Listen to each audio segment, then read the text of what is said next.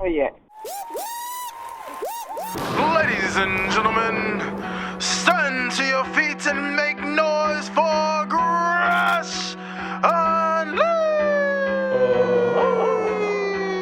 Let's go! When the club go around here, I'm the cactus. Bang, bang, gang, I don't owe you jack. When I'm in the ring, it's just me and my best friends. OC cutting no slack. Hollywood Miz, you can put me on the A-list. Gresh Unleashed, better put it on your playlist. Me and my fam be ballin' like the Bruce. Fight night, baby, hard hitting like Sheamus. Family first, yes, bloodline business. Winning all the gold, look at how they witness. I was taught to be the greatest. 1,000 days I'm running, check out the book of Guinness. Coolin' with the baddies in the baddie section. Guarantee you they ain't jaded. Heal you baby face, I ain't feeling your gimmick. The fans think it's overrated. Brock Lesnar on the beast. Eat, sleep, flex, and repeat. Whole new swag with a price on the tag. Coming live from the west to the east. Better recognize on the mouthpiece. See the power level gotta increase. Bringing content on a daily. Feeling like Gresh Unleashed. Greetings and salutations, ladies and gentlemen, boys and girls, non-binary pals, baby mamas, baby daddies, and everybody in between. Welcome back to the Gresh Unleashed podcast. This is episode 97 of the show that brings you the good vibes to the best of our abilities. Joining you, as always, is the voice that does the most, the purveyor of mischief, Gresh. And joining me for the very first time is none other, representing the Sucio Boyz podcast. Excuse me. He is none other than one of my good friends in recent memory. He is none other than Jermaine the Giant. What's good with you, brother? What's going What's up, man? Man, I should have known. You already know, man. At this point in time, you should know that I'm like this. I like throwing people off with their introductions. So how you feeling? How you feeling? Good, man. How you been? Hey, man, I honestly can't complain. I've been off pretty much all week so far. I've been moving at 100 for the past since January. Like me and you had shared a drink. Yeah. So it's like, you know how fast I've been moving. So I'm like, for the first time, it's November now. So the first time since January, I've literally been moving at 100 until now. And it's like, I'm sitting here, like I go to the gym, obviously. But then when I get here, I'll be like, damn, I'm unpacking. But I'm like, damn, this is the slowest I've been in a while, to the point where it's like I have to force myself to go to sleep. Bro, but when you, like you said, your body is used to the hustle and the bustle and everything. And then, once you get that slowdown period, you're like, okay, what do I do? Because you feel like an anxiousness, like you start twitching and stuff. Like, I need to be doing something. That was me. Because that was me earlier, because I hit up a lot of the companies that I work for. I was like, hey, I'm open December. So my mind, instead of thinking about this week, I'm thinking about next month and the month after that. It was like, yeah, we busy up until one of them said we busy up to the 15th. One of them said we busy into the new year. I'm like, I'll take it. Hey, look. I mean, when you have that kind of if you got that kind of power or that kind of leverage, what have you, use it. I say use it, because there's so many times where people will have that kind of power, leverage, or ability, or what have you, and don't take advantage of it. I say, hey, if you got it, go for it. Oh, for sure. So yeah, other than that, yeah, I've been refocusing. According to YouTube, I've been neglecting my main YouTube channel. But hey, YouTube, I don't have the time to do what I used to do. Like, because when I first started, I was playing video games and retrospectives, but it's like I'm always moving. I don't really have time to do it. But you know what? I sat down and I sat back. I'm like, you know what?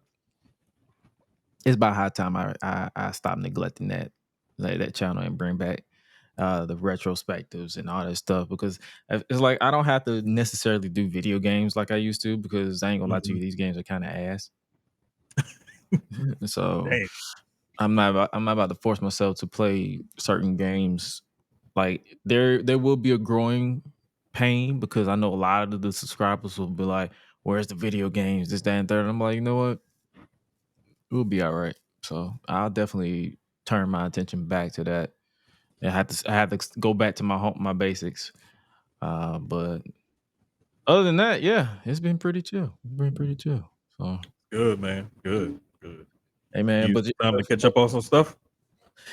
I caught up on Cobra Kai, the new season of Cobra Kai. I still got to catch Penguin. I'm gonna watch that tomorrow. So that's literally been my thing this entire week too, is just to catch up on TV shows that dating back to 2023. So that's how long. It's on my list. I literally had to write it down so I won't forget. Damn, that's crazy. Because you would think because I'm on the road, I would even in hotels I would have time to watch certain stuff, and some stuff I can catch a glimpse of. But as far as like really sitting down and digest it, nah. I'm always on the go. And then on top of that, moving and setting up for Christmas, because Christmas decorations are going up even though Thanksgiving is next week. Hey, look here. It's like it's always something, even when it's nothing. Because I got to put the Christmas tree up tomorrow. I was supposed to do it today, but I fell asleep, so I got to put it up tomorrow so it could be ready to go for when we get back in town from Thanksgiving, because we're gonna be going out of town for Thanksgiving and spend it with the family, and then we're gonna come back. And I'm like, all right, let's get the. So even though that's what I'm saying, this is literally gonna be my slow down period, because next week I'm gonna be right back at 100. Hey. Hey man, cheers to you. I ain't pour nothing, so soda it is. But other than that, I guess since we had people waiting, I guess we can talk into some wrestling this week. Did you catch anything in all this? I always ask that question because I know some people are busy. So I caught Raw. I caught SmackDown. I have not watched Collision as of yet. Oh yeah, that is a show. I'm kind of fuzzy on what happened on Dynamite. Well, good thing. The only thing we're doing is previewing the match card for Full Gear. We're not talking about Dynamite or Collision because I don't remember shit. So yeah, Beautiful. man. One thing about us is like we don't force feed people. Like if you don't watch it, you're not alone. It's like we'll reference certain things that happen on for the AEW, but it's like as far as the show, the product, I haven't really been feeling it like that. AEW? Yeah, I haven't really been feeling it to the point where I want to talk about it. Like I'm not craving to talk about it. It's cool for what it is, but I'm not about to say, "Oh, I can't wait to talk about this with the fellas next week." Right. It's gotten to be like I watch it because I like wrestling, and I don't hate watch because I don't hate it. I don't feel like it's a chore or anything like that. I watch it for the entertainment. Now, if I catch it when it's on, cool. If I don't, I try to go back and watch it, and just to like stay abreast and everything else. But sometimes you can catch up on stuff. Sometimes you can't. You know, like you said, life be life, and you get busy, and one thing leads to the next, and you miss stuff. Yeah, because it's like I'm sitting here and I'm like, I'm not about to get on this hate train of like, oh my God, everything AEW does sucks. Like, I'm a fan of I'm a fan of certain wrestlers. Like I'm a fan that Powerhouse Hobbs is back. I'm a fan that Spurs Strickland gets to cook with the Hurt Syndicate. Hopefully he's not 100% because I know he just posted an X-ray that he's injured. So hopefully that's nothing that'll keep him out of action post Full Gear. But other than that, it's like it's a hit or miss for me. Like some episodes are like, oh, great. Or Mercedes, like her thing with what she's doing with Chris Stat, even though everybody's going from 0 to 100, like trying to run people over with cars and shit. And I'm like, how do we trying to run people over with cars, putting people through walls? You know, we got arms and slings. Tying people to the hood of the car to drive fast through gates and shit. I'm like, man, what is happening? it's like you can't have we're the best wrestle and we're the best wrestlers and we put on the best matches, and then you do goofy stuff like that, you know, to try to advance storylines. Like there has to be some sort of meshing point where you're not going from one extreme to the next. And you're more so saying like a build up. Like build it to that point. Give us a reason. Right. Give the characters a motivation to get to that point, not just go from, oh hey, we're wrestling for this belt to, hey, I'm about to kill you. Right. And not only that, but like I shouldn't see like you accelerate a feud like that, but not just that, but why am I watching like this goofy segment the way it's put together? It looks awkward. It wasn't like, shot properly with the tying to the hood thing. Mm-hmm. Like that person should have fallen off of that car. I don't care how you tied up to that hood. Like Yeah. it was just kind of awkward, but I got the gist of what they were trying to do. So I'm like I said, I'm not hating on it. It just looked kind of weird, but I got the gist of what they were trying to do, and I see how they like to try to accelerate feuds and stuff like that. But like you said, sometimes you have to let things build. You have to let things cook, because that way it'll grab hold of your audience better, and people can follow it better, because you're just trying to put a rocket ship to everything. It's not always necessarily going to work. No, for sure. So it's like, hopefully, that's what I'm saying. It's like I'm hopeful, because one thing we're going to sit here and give what we think they should do better. Like, we're not going to just hop on the train and just say, hey, this sucked, this sucked, this sucked. It's like we want AEW to get better and find their groove again, because I'm not going to lie to you, they're cold with me right now, and it's not even a holiday blues type thing where I'm checking out or I'm slowly but surely getting burnt out. I am slowly but surely getting burnt out, but that happens all the time when it get close to the holidays, because I'm just tired all the time, because I didn't even really watch NXT in full tonight, because I just fell asleep, and I woke up and it was like 9:30. I'm like, oh. Hey man, So I took my daughter to a basketball game that she wanted to go to, so I was like, all right, cool, we can go. And it started later, ended later, so I was just like, damn, I'm on my way. But you good, bro. I yeah, ain't tripping on that, but I'm just I'll saying, I'm check like, NXT out later. yeah, that's what I'm saying. Like I caught the ending of it. Like they disbanded Chase U and gave Ridge Holland the number one contendership for the NXT championship. So we're getting Ridge versus Trick for some reason. So it is what it is. I'm not gonna enjoy it. I'm not a fan of it, because it's like every booker has that one wrestler that is just not clicking with me, that they just love to work with. So I don't know, man.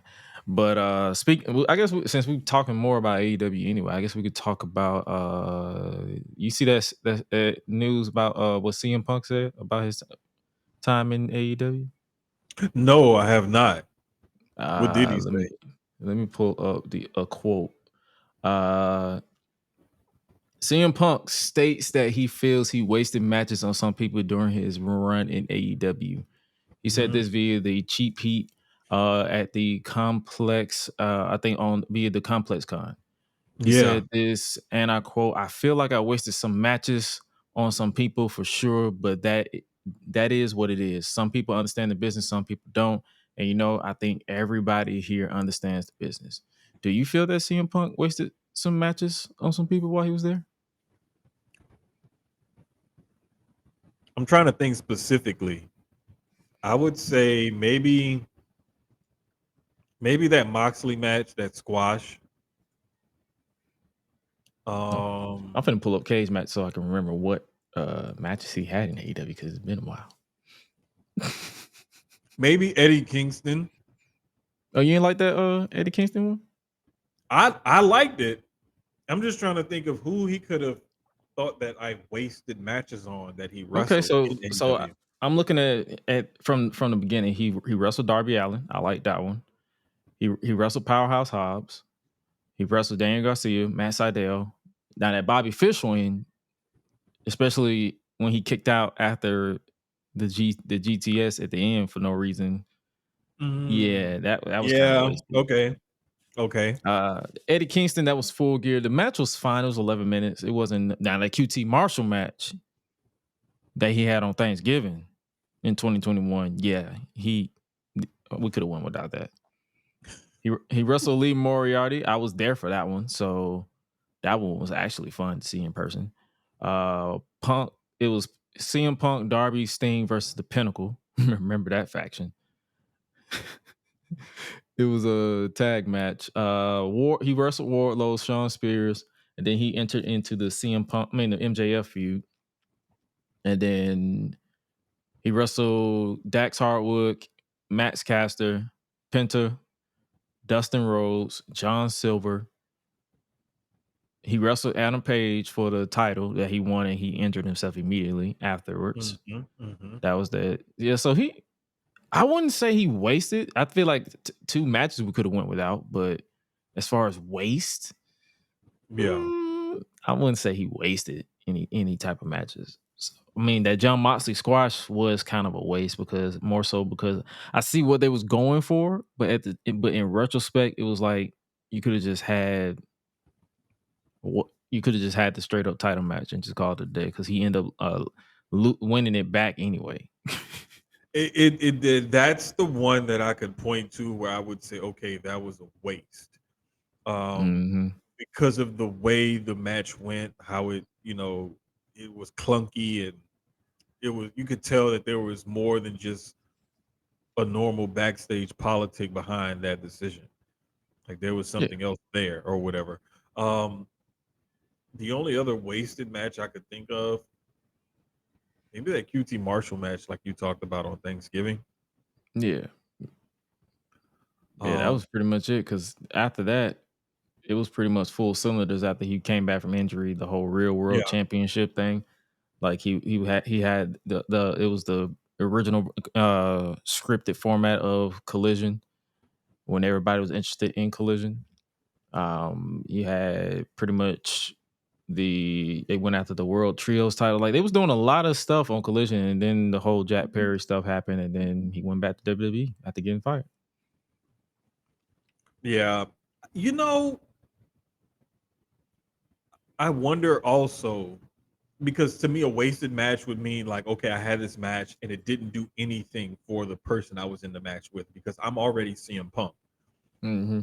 I want this match or this feud, what have you, to elevate whoever it is that I'm working with. That's how I also would look at it. And the only reason why I brought up the Moxley match is because, yes, it was a changing of the guard of the world title. But, as you look at that match and you look back on it and everything behind it and the politics and whatnot, we could have done without that. We could have clearly done without that. That could have been handled much better. Especially for him to lose it right back to Punk. And that's the thing that I don't get about sometimes their booking decisions. And I just wish that everything had more of a flow to it. I mean, they do pretty good with a bunch of different things, but there are some things where it's just. Oh, that's you. Yeah, that's me. Definitely me. But there's just like there are some times where there's some clunkiness to it, and I really don't get it. I don't understand it, but I'm still here for the ride because I like that they have an alternative product, and I like that it is different. Yeah, like that. And it's like we're giving constructive criticism and not just blindly hating it just to say right. we hate it. A perfect example, leading into Full Gear, what they're doing right now with Ospreay and Kyle Fletcher. I'm into that. I'm really into that one. I'm interested to see also what they do with Private Party in this 4-way tag match. I think that personally that they should retain in order to establish them and not just give them the one-off, hey, you won the titles and then boom, you lose it in your, one of your first defenses.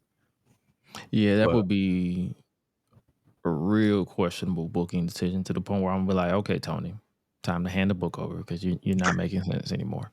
You're not making a lick of sense anymore. We're losing the plot. Like, let's just wrap this up. But speaking of plot and AEW, more like last thing on them before we get into the WWE part and then the Full Gear predictions and then get up out of here. The AEW via Sean Ross Sapp announces, they did a press release, but I saw Sean Ross Sapp on Fightful posted, so I posted it here.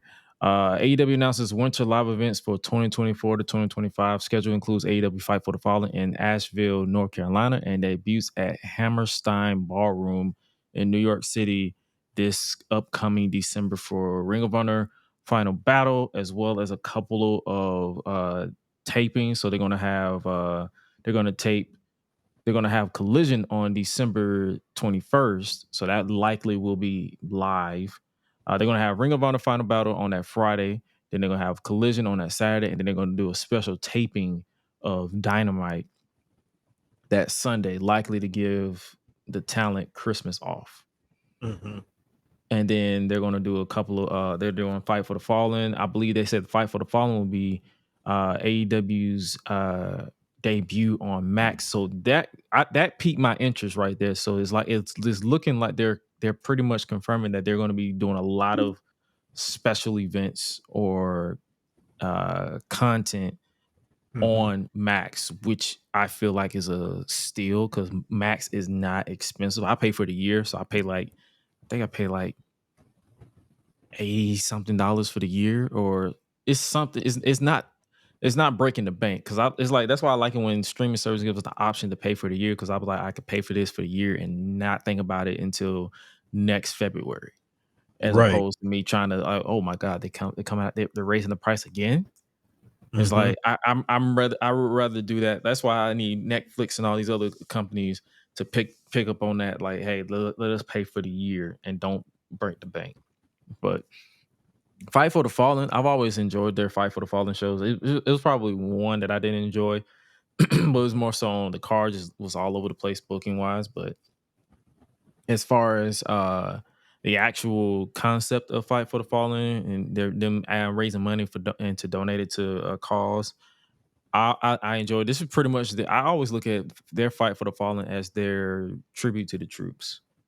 Right. But not exactly to the troops, but more so to the fallen. So yeah, that piqued my interest with them going on Max. Do you feel like what do you want to see as a consumer out of AEW on Max? Do you feel like they should because I know I remember they said something about they're going to do pay-per-views there eventually, but at a discounted rate, but you still going to have to pay. It's like it's almost like what ESPN does with ESPN Plus. Like you pay for ESPN Plus, but there's UFC pay-per-views that you have to pay an additional fee for.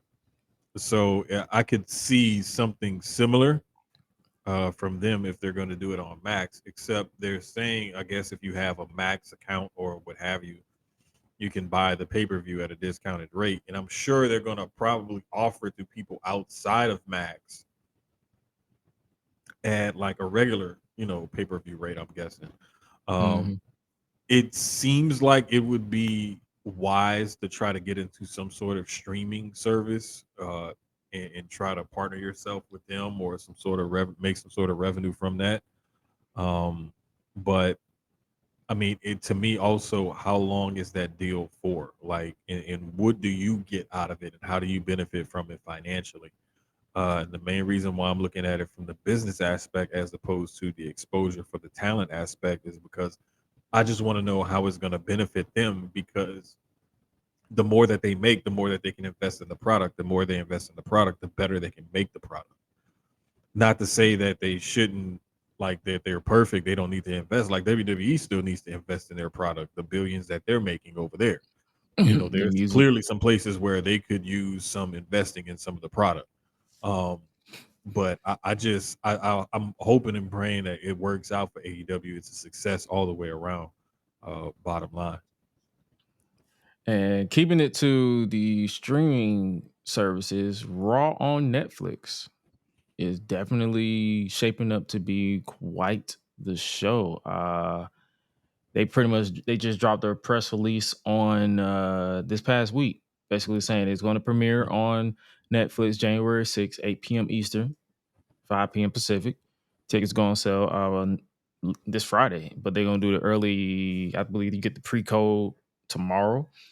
They included and they announced that also Outside of surprises, because they promoted Roman Reigns, undisputed WWE champion Cody Rhodes, Bianca Belair, I believe, and John Cena.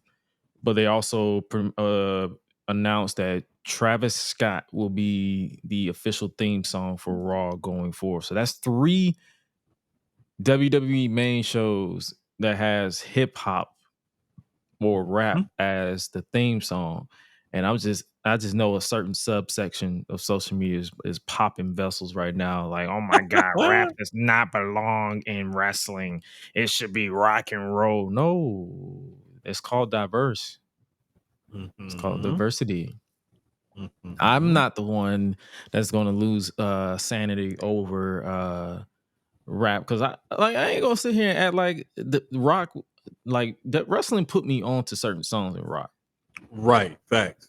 But Talk at the same time, I love my hip hop, rap, soul music. So if they want to throw on some Travis Scott, Meg Thee Stallion, Cardi B, Glow, it don't matter to me. I'm gonna listen. I'm gonna get hot. I sat through Triple H's era of Poppy with NXT Black and Gold for what was it, like 3 years. So y'all can sit through their hip hop phase for 3 years. Y'all will be fine. I mean, come on now. Let's the whole most of the Attitude Era, it was some sort of rock or grunge or something like that. Remember DX's 2000 thing, King's Rock. Yeah.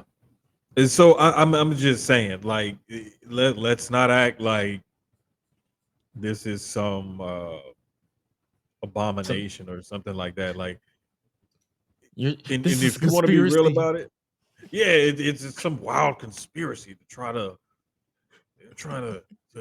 all this DEI stuff. I blame it on it's man, shut up. Just shut up. Because I'm really just trying to figure out, like, why get y'all so upset. What's up, Sloan?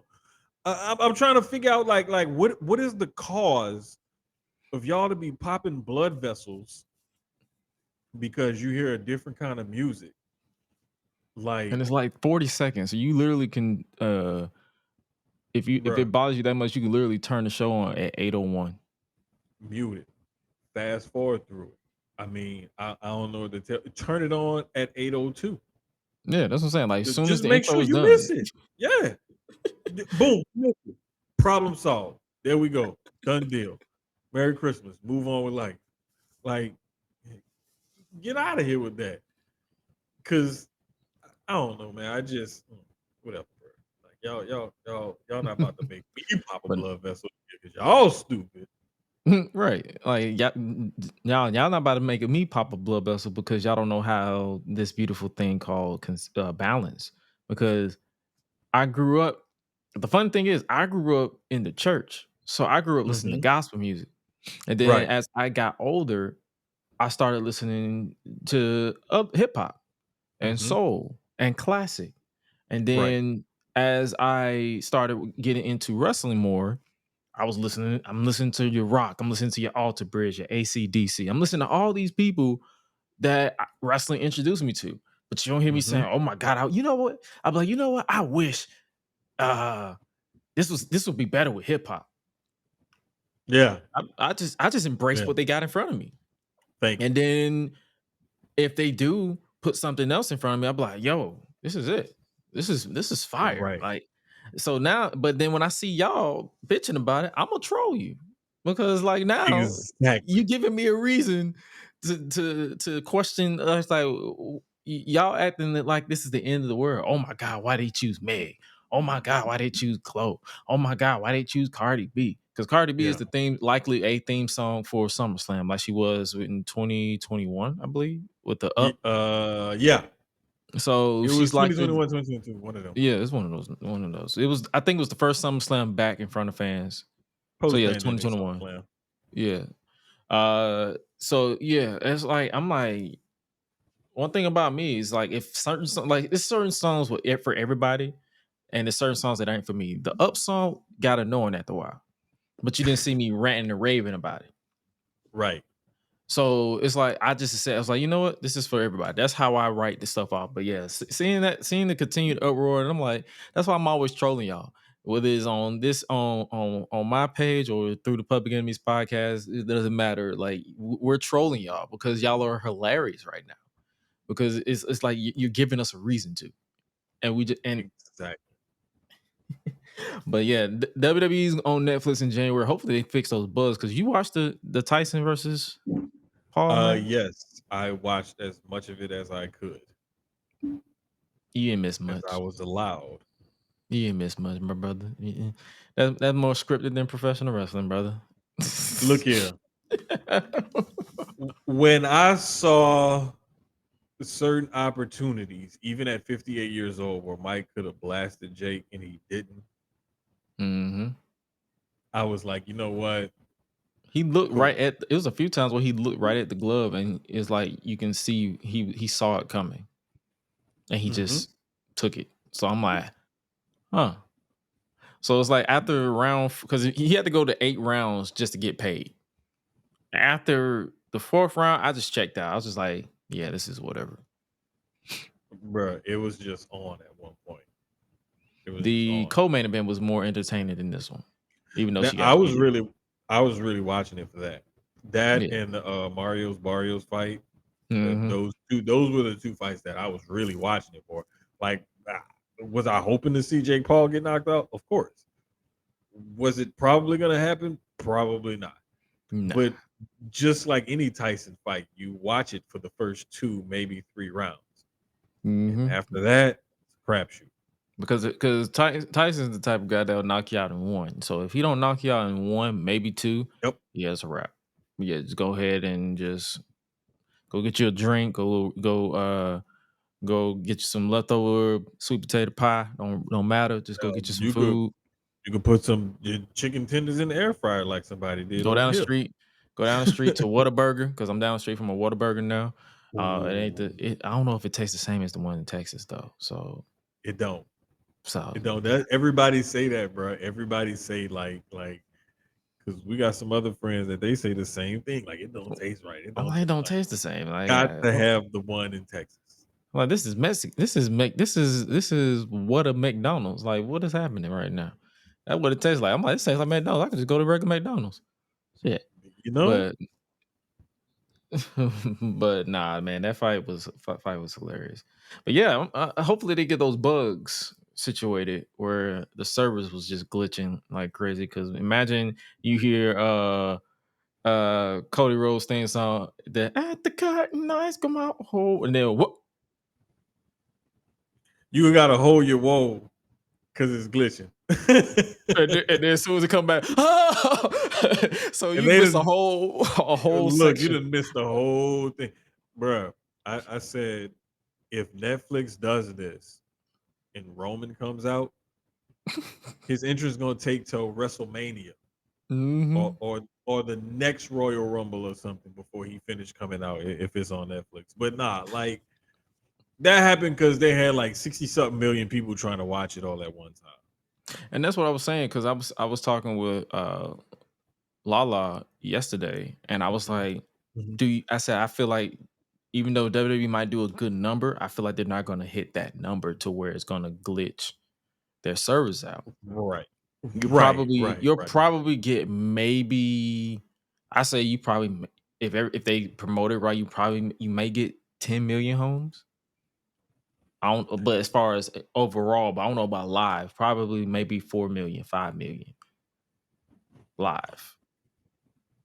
I'm not even guessing that much. I'm gonna be modest about it. They probably gonna hit around the same numbers that they're hitting, maybe a little bit more or a little bit less, simply because it's on a streaming platform and not like an actual. Oh yeah, because it's not free. Cable it's channel or whatever. It's behind a a paywall. Right. Yeah. So that's why my guess is like, they may hit a number basically around where they're at now. I could see like them doing, like around 1 million or so. 750,000, between 750 that was me being optimistic. 1.5. Hey, now that premiere episode on the 6th, yeah, I think you might be right about that though. I think you might be dead on about that one because it's going to be a new thing and it's going to be the shiny new toy. You know, some people have Netflix and some people may just tune in on Netflix. Let's see what this is. Let's see. Let's see what all the fuss is about. I got Netflix. I ain't doing I nothing. think they still got the free trials too. So they probably hit up that free trial and just be like, okay, is this worth the long term investment for just one show? Like, because the thing with me with Netflix, I watch other stuff too. So it's like I already have it.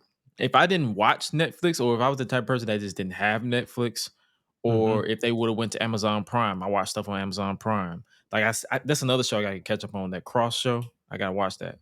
I'm hearing good reviews about it, so I'm definitely gonna watch that. But I'm just saying, like stuff that it's like I'm already in the mindset, like I'm watching something that's like, case in point, it's a couple of Disney movies that are coming out. Mm-hmm. I already have Disney Plus because my nieces and my brother has access to my account. So I'm like, I'm already gonna, and I watch stuff with them over the holidays. So I'm like, I'm already gonna watch something. So if it's there, I'm gonna put it on. So it's like I'm not the type of person, the advocate that be like, I need a reason to like I'm gonna watch strictly for wrestling. So hopefully WWE gives the people a reason to keep Netflix for the apparently this is going to be 52 weeks a year on Netflix because I believe it's a multi-year deal. So hopefully they give them a reason to stick around because I believe I saw a picture where they was like they're gonna put not old, but like on demand uh content, not just Raw but SmackDown as well as NXT. So they're gonna put a lot of the archives on there too. So it's interesting. The move to Netflix next year is gonna be interesting. You got Raw on Netflix, SmackDown USA, and NXT on the CW. So they are spreading their wings. They're touching every corner, cable, over air, and streaming platforms. Like they're the whole thing about this globalization stuff that they're trying to do.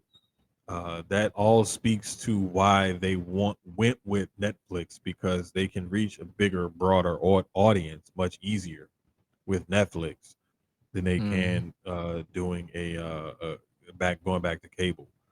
So I could see the vision, for what they're trying to do, and it just speaks to them and TKO Endeavor, that whole conglomerate, for what they're trying to do as far as combat sports and entertainment is concerned in general. WWE is following right along suit, right in line, and they were already moving towards this before that whole merger and sale started. So it just makes sense for them to continue along this path. Thanks. Yeah, man. That's our thoughts on Raw on Netflix. And speaking of thoughts and path, what's been your thoughts on this build to Survivor Series War Games? We talked about AEW accelerating feuds and whatnot, rushing into things. The way they've took their time with this Bloodline storyline has been immaculate. But that women's War Games match, that's the one I think, like, it just, like, you threw everything together, like, in, like, a week and a half or so. That should have been, and I believe I had this conversation with Lala as well as Highlight. That should have been a traditional tag team match. And the reason why I say that is because it's like, I get the history. You got Rhea Liv. You got Nia, Tiffany, Candice, the big three. And you got Raquel and Liv, Rhea, and then EO is the number one contender for Liv. So I'm like, I feel like that's not warranted enough for a War Games match. No, I think traditional Survivor Series, if you wanted to do a 5-on-5 elimination, do it. Right. And you can tell more stories through that match than you can trying to do a War Games match. War Games, you're forcing this to be like a 20, 30 minute at least marathon, when this could have been a good, 15, 20 minute Survivor Series traditional tag team elimination match. Mm-hmm.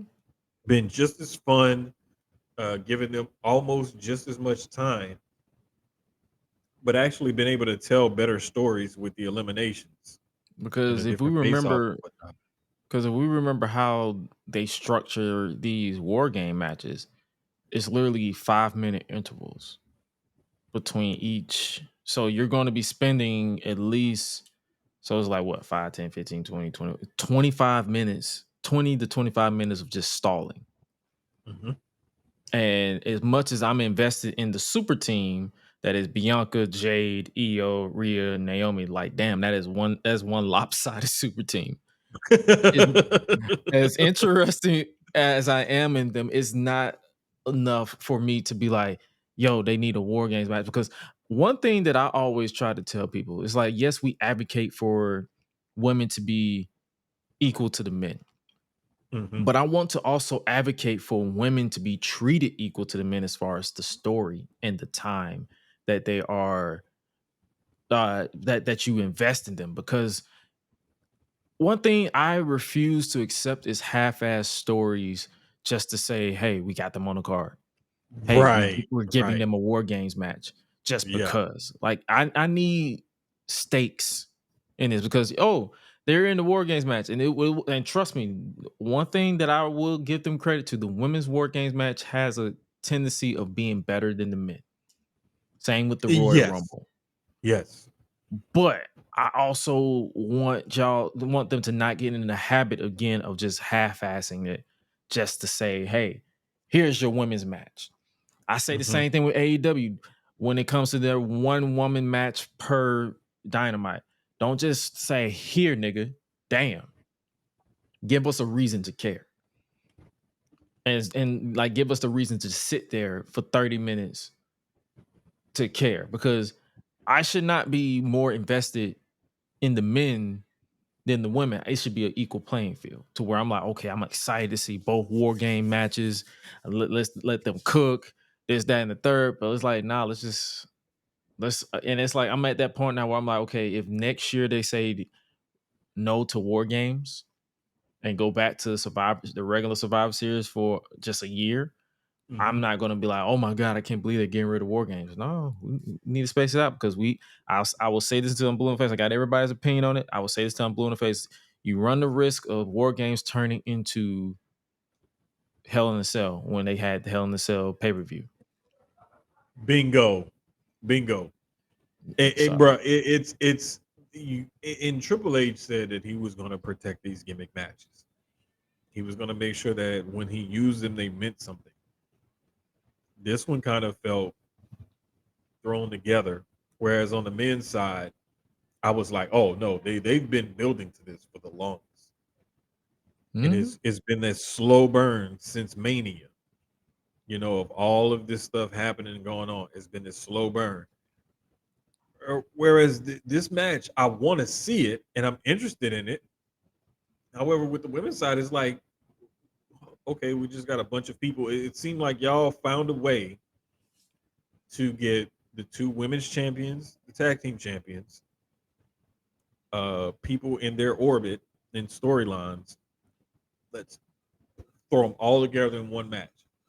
This is almost like the pre-show battle royal that they sometimes will do. are you talking about the Andre the Giant Memorial Battle Royal? Stuff Yes, like that? this is like a pre-show battle royal on steroids, basically. Like, all right, like you said, here nigga damn.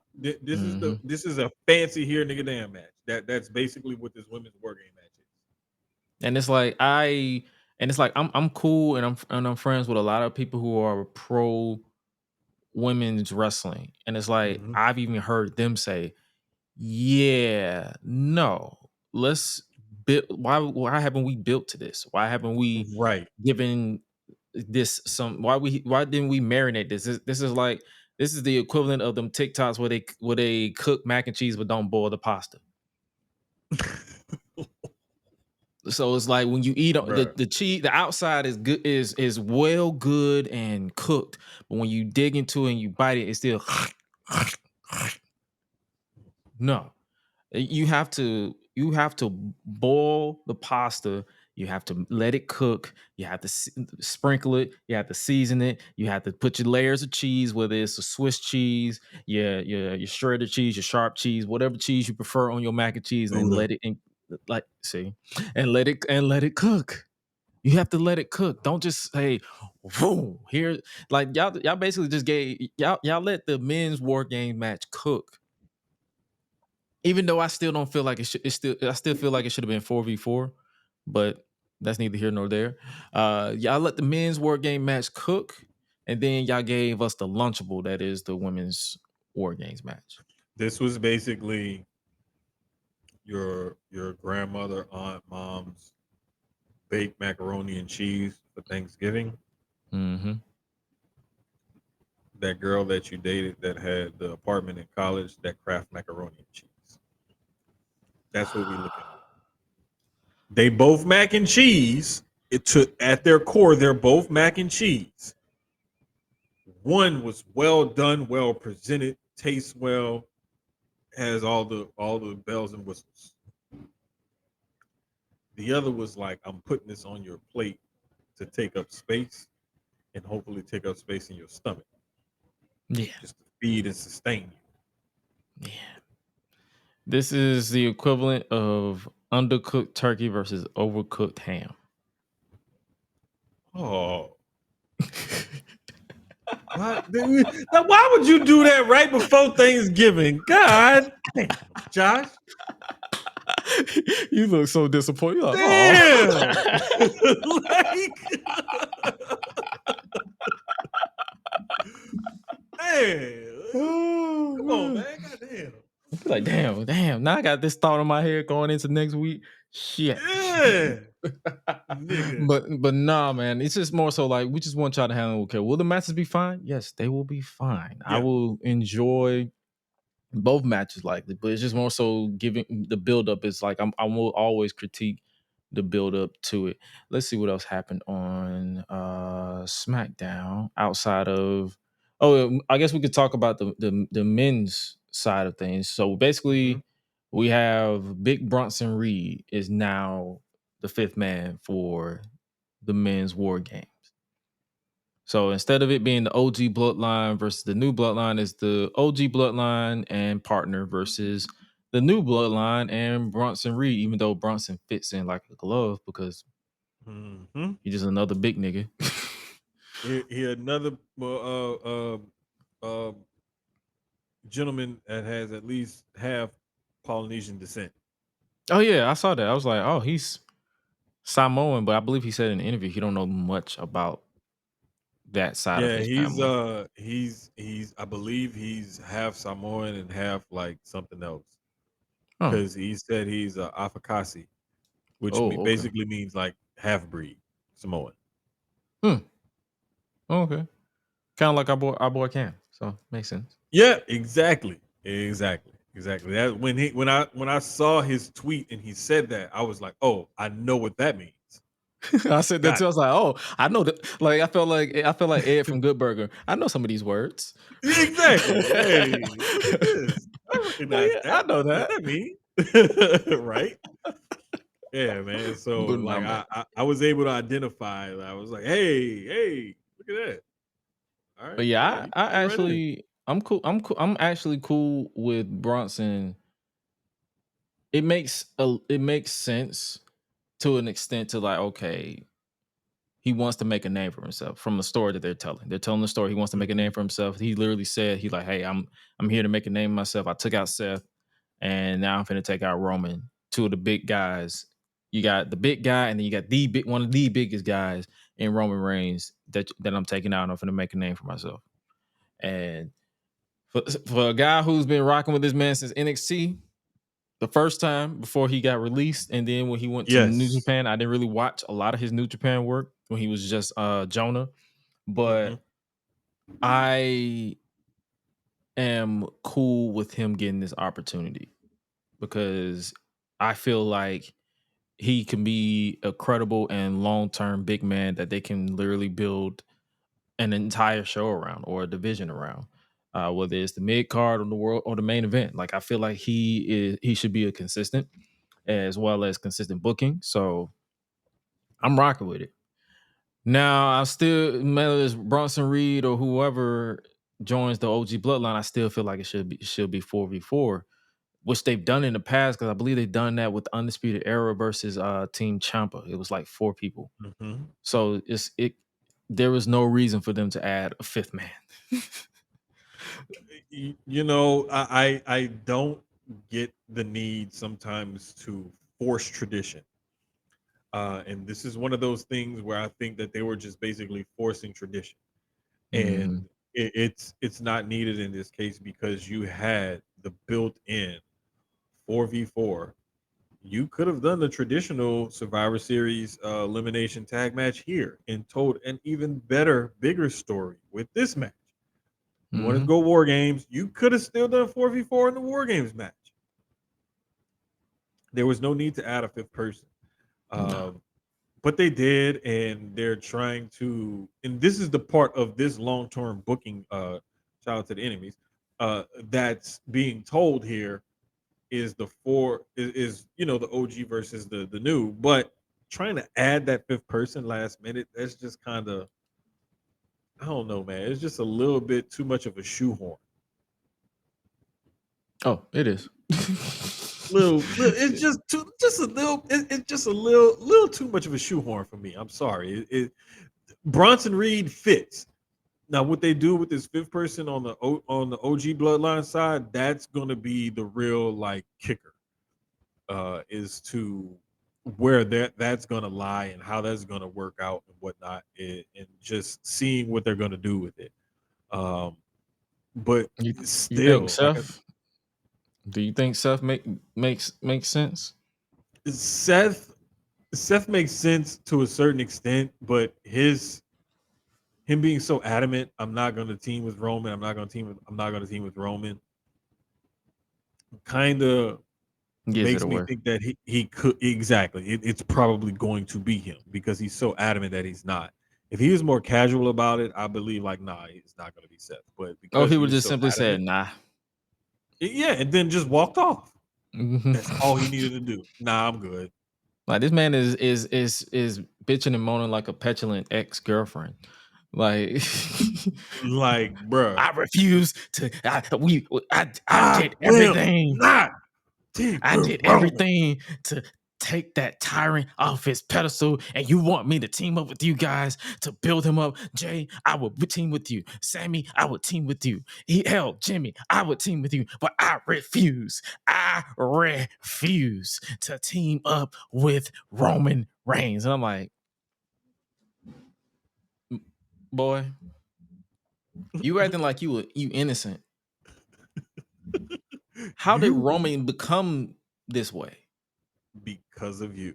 Because of you. You ignited his trust issues. You ignited his hunger for power, because when you were in the authority, you kept screwing him over. He was like, okay, what's the best way for me to get on top and stay on top? Okay, I have to be in power. I have this Ula Fala. I'm a tribal chief. I will be a tyrant for 4 years. It's because of you, brother. Like, I feel like Seth and Roman just need to just accept the fact they are both not innocent. Hell, Mox is not even innocent in some way, shape, or form when it comes to the Shield. Even though he didn't turn on Roman, he turned on Seth, right. and indirectly brushed Roman to the side. So I'm like, nobody's a saint but Seth. It's like, my brother, just team up with the man and call it a day. Like, you ain't got to keep it. Accept it for what it is. Just accept it for what it is.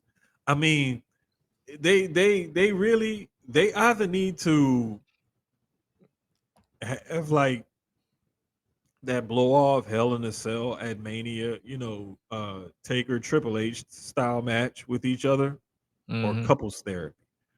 I don't know. One or the other, both, something.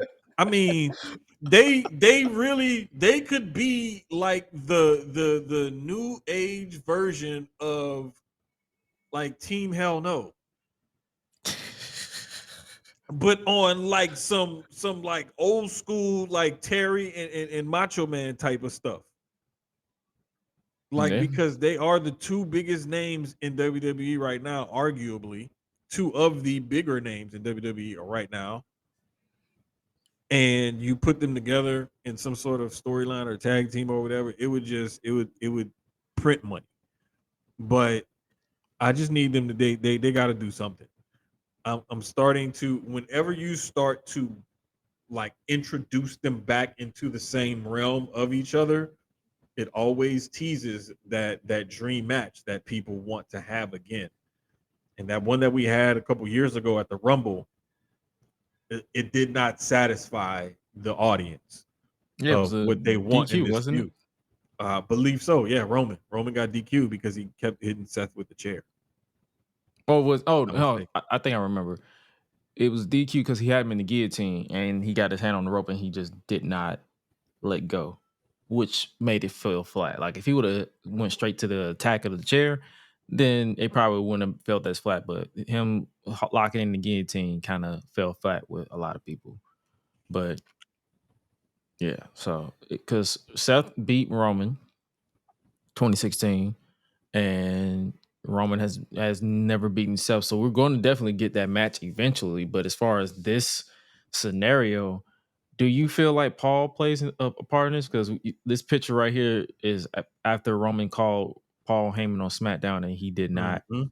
get a response because the phone number has been disconnected. I think that they've teased it so much that there's no way Heyman does not play a part in this. Now, when I say Heyman playing a part in this, I don't mean that he has to physically be there to play a part in this. Right. To me, he's already starting to play a part in this because of this picture in this scene. What Roman tried to call it. There could also be something where someone they have a backstage. Hey, we talked to him. He's on his way. He's on his way. He's going to bring us somebody. He's going to bring us somebody, and then he doesn't show. And then now, boom, you have some other big surprise of some other fifth person, whatever. Like, I think that Paul Heyman is going to play a factor into this match, whether he's there or not. Oh yeah, for sure. Like I feel like, and we'll definitely get to our predictions next week, but I definitely feel like he will not only play a part of the actual way the match goes. I feel like him and possibly The Rock will play a part in how the Yeah, match definitely. concludes. Because I feel like this Survivor Series will definitely let you know the direction that they're going at WrestleMania. Oh, for sure. I can't wait. And you know, it used to be back in the day, like Survivor Series would actually kick off the road to WrestleMania in a sense. Hmm. Uh, and because you would start to see new things take place, you know, um, you would start to see like things start to shape up a little bit going into the Rumble, and then from Rumble to Mania, we full speed ahead. But sometimes you start to see things take place or take shape. I'm what I'm trying to say at the Survivor Series. Okay. I'm Yeah. not really expecting that now because we have 2 War Games matches, and that's going to take up a ton of time and a ton of talent. I mean, they got us starting at 6 p.m. next week, so they got time. And here's the thing: if we're gonna hold to what pay-per-views have been under the Triple H era, as we're gonna call it, they're gonna be tight around that 3-hour window, maybe 4. They're gonna try to keep it tight around 3-ish. Like 3:30, Uh, maybe. yeah, and they're gonna be around 5, 6, maybe 7 matches at the most. Nah, it's gonna be definitely 5 or less. Because This one has to be 5 or less because you got 2 War Games matches. yeah, because So remember, because one thing about it, we'll probably get a brawl though. Like whatever, if they do advertise an extra match, that's gonna definitely be a brawl, kind of like what they did with Randy Orton versus Kevin Owens at Crown Jewel. where it's more so of a brawl than a match. Yeah, I could definitely see that. And what I could see from that, I could see it being Cody Rhodes and Kevin Owens. I could see them doing another sort of like how he's supposed to go face to face with him or something like that. Oh, next week? That's going to happen on SmackDown. They're going to probably announce the match for Survivor Series, and then it's probably not going to start. Something like that. I could definitely see Kevin Owens trying to take Cody out and maybe like injuring him or something like that. And then he gets this, super bad guy status or whatever. And it gives Cody time off to write him off, to let him rest up because supposedly at Crown Jewel, didn't he like hurt himself or something like that? Nick. So if he needs time to heal up, which he hasn't been like full on wrestling on TV, not sure if he's doing house shows or anything, but that would be a perfect way to have a match. He's still doing house shows. Okay, well then there you have it, Truth for Kids. Yeah, so yeah, he's still doing house shows. It's more so I feel like they probably going to extend it to maybe Saturday night's main event because they're going to definitely stack that show up because it's the first Saturday night's main event since 2008. December 14th.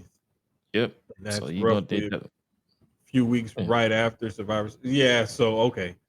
Yeah. So they're definitely gonna stack it up. So it probably be like I definitely see Cody versus KO at Saturday night's main event if they don't do it at Survivor Series. Marshall Mike's said he probably hurt his finger trying to put that small ass ring on. Probably. No, like that nigga force that ring on his finger. Like, come on, dog. Like, hey man.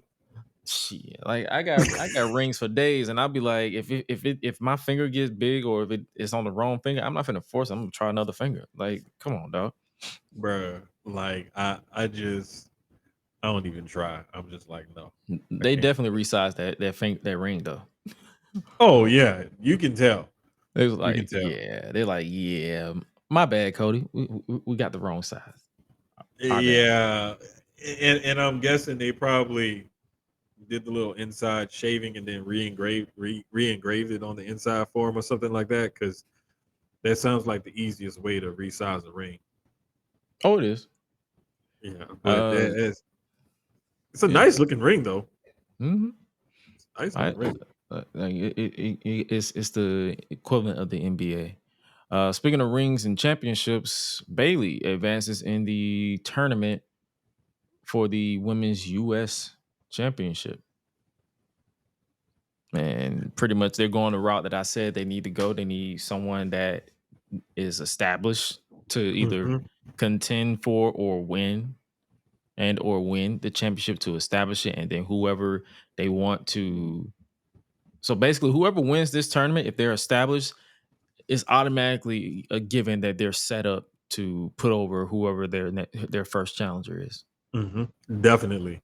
I could see. I was saying people like Bayley, Natalya, Naomi. Oh gosh, there was somebody else. I know those were the three that I thought of initially, because they're established stars, former world champions, and they've been in the company, 10 plus years, all of them. So there's a reason why one of those three ladies would be perfect to hold that U.S. title first. But somebody like Mia Yim could also benefit from establishing that title, because even though she hasn't been with the company that long and she isn't a former world champion, she is a longtime veteran of the industry and well respected. So I would think somebody like her would be another wise choice as well. Oh yeah, for sure. Like I feel like I said, I know a lot of I don't really divulge into a lot of discourse like I used to, as far as like the outcome of a match, because people wishy-washy left and right. But I'm like, it's pretty clear as day where they're going with this. Is like they need someone, because it's similar to the women's tag team titles. Like I feel like Bayley and Sasha Banks made sense to put them on first, because they were a team. They advocated for them, and it's like, do I feel like they could have handled them better? Probably.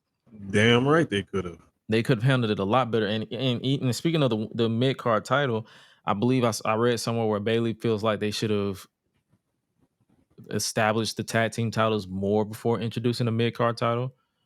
And I agree with that as well. Like, I feel like Jade and Bianca have done their due diligence with their titles, but at the same time, it's like I feel like y'all could have done a lot better with those tag team titles. Like, because outside of Sasha, Bailey, the Iconics, I feel like everybody else was just makeshift tag teams, and that was their first mistake. Oh, and Katana Chance and Kaden Carter, but yeah, everybody else was just makeshift tag teams.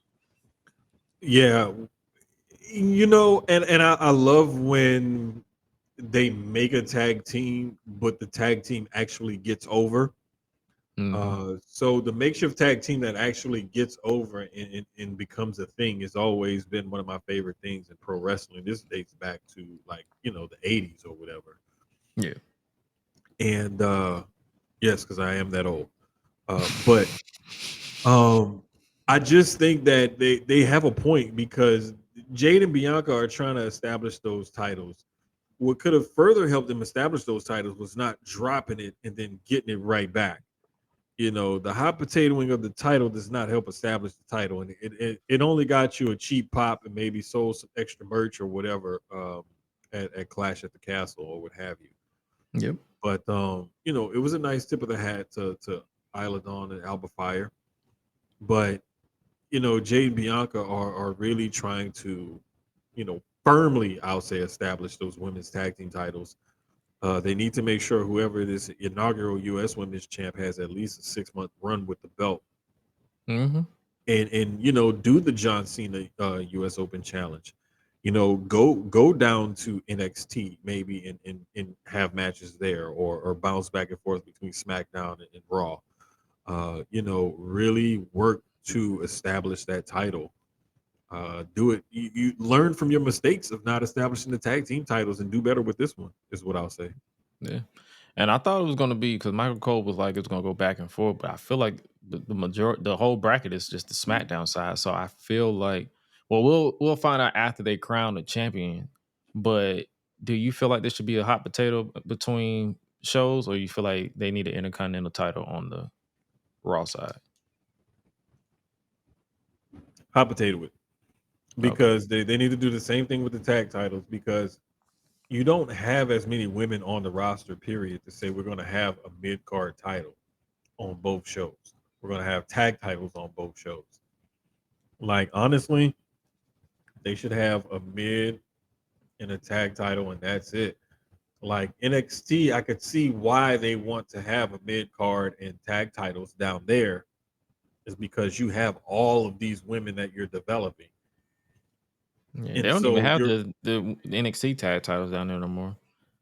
Oh no, that's right. They sure don't. They got rid of it because they combined it with the one. Yeah. So, but they have the North American title, so that's pretty much their equivalent to the US title. So it's like they can definitely, if they do an open challenge, they can call somebody up from NXT, and that could be a way to establish them with that women's US title. See, this is why I still think that they could have done something more with the Meta Girls and Bianca and Jade, like to do something in NXT on an NXT pay-per-view, maybe even, instead of doing what they did at the ECW pay-per-view, ECW Arena pay-per-view special or whatever. I still think that they should have done something more with that to try to, you know, further tease that, hey, yeah, you know, you girls down in NXT, y'all can compete for these titles too. So I'm not sure. I think, you know, calling the Meta Girls up and letting them do their thing on SmackDown and Raw was cool, but every so often tease something down in NXT, throw them a bone or so, you know? Yeah. And they do, but it's just more so I feel like, for as far as the women, yeah, they do need to do that more. And I feel like I said it last week and I'll say it again, how they booked Becky's NXT title run should be how they book the women's U.S. title. Oh, for sure, for Like sure. as far as like that's it's literally y'all literally just got handed a plate on a cookie on a silver platter. Literally, like, yeah, here you go.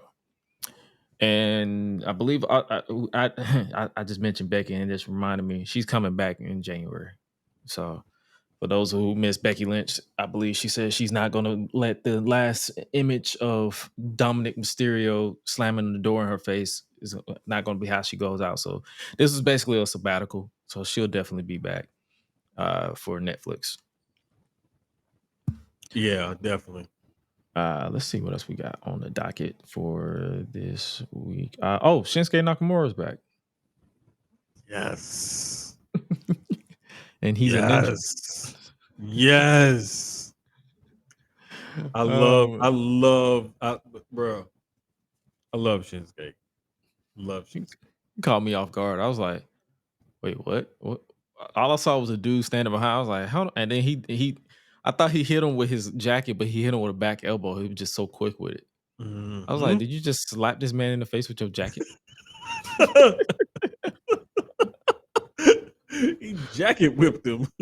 Like if you look back at it, it was so fast. All you saw was just his coat just slap him in the face. So I was like, did you just sell a jacket slap? I mean, I respect it, but damn. Hey man, look.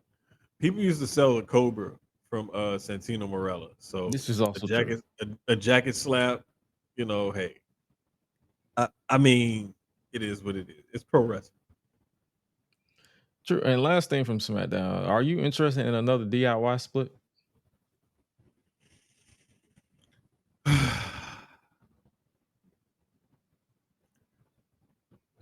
No, I'm not. And I wasn't gonna ride the fence on this one and say I don't really care, but no, I'm not. I am I interested? Yes, but not now. Save this down the line somewhere because they trying to get the tag division popping. So why that's would another you thing too? split Like we one of your tag teams? We already have strife with New Day. Exactly. We don't need all these teams to have strife. Like at some point, you got to realize, like, hey, we're copying and pasting right now. Yeah, I mean something, man. You got to do something. Like I could see them teasing this and holding off on it. And what I would love nothing more would be for them, because I think that they're going to eventually visit this because they always end up doing it because it's just too good of a story not to tell on the main roster because they've only told it in NXT. Right. Would be to do it differently this time. Have Johnny turn on Ciampa. They've flip done the that story before. up a little bit. I mean, they've done it before, yes, but most of the time when they've done it, it's been like KO turning on Sammy. It's always the one or the other, but they've done it where Johnny has turned on Ciampa before. I would just say maybe freshen it up and have Gargano go heel. Honestly, I feel like I think I said it on Twitter last week. I said I feel like they should have because they're chopping up this mentorship that Johnny has with the Motor City Machine Guns. I feel like they should just have Johnny just super kick his mentor, and then they both go heel. Because a heel DIY might be interesting. Because when I think about it, all DIY has been babyface. Yep. So a heel frustrated DIY could be like they could literally just flip the switch and just have Johnny just turn heel too. That would be dope. I wouldn't mind that at all. I would not mind that at all. I want to see the heel Gargano though. I want to see because Johnny is the way version. Yeah, yes. I don't mind. I don't mind that kooky, quirky. Like I don't mind that heel, but I also don't mind like the dark, like kind of. The first version. The first version. Remember when he attacked Aleister Black? Yes, he was dark a little bit. That version of Gargano. Now, if he did that with Ciampa, and they both turn heel, That's what I'm saying. Like, I feel like that would be more interesting Money. as opposed to just the typical, oh, we're going to split up DIY for a one-off match and then Ciampa move on. It's like, have them both turn. But would that be too close of a term? Because I feel like they're also teasing something with the Street Profits. Here's the thing. We can prolong the DIY thing. Have Motor City Machine Guns get attacked. Somebody, who the hell did it? Blah blah blah. Another backstage mystery, who done it? Thing. Long term, pay it off. It's Gargano who did it, right? Right. And he does it to prove to Ciampa, like, yes, I want us to get to that next level. Yes, I'm willing to do anything. Blah blah blah blah. I'm willing to come over to the dark side, and that kind of throws Ciampa off. Like, whoa, dude, I didn't think you were going to go this crazy.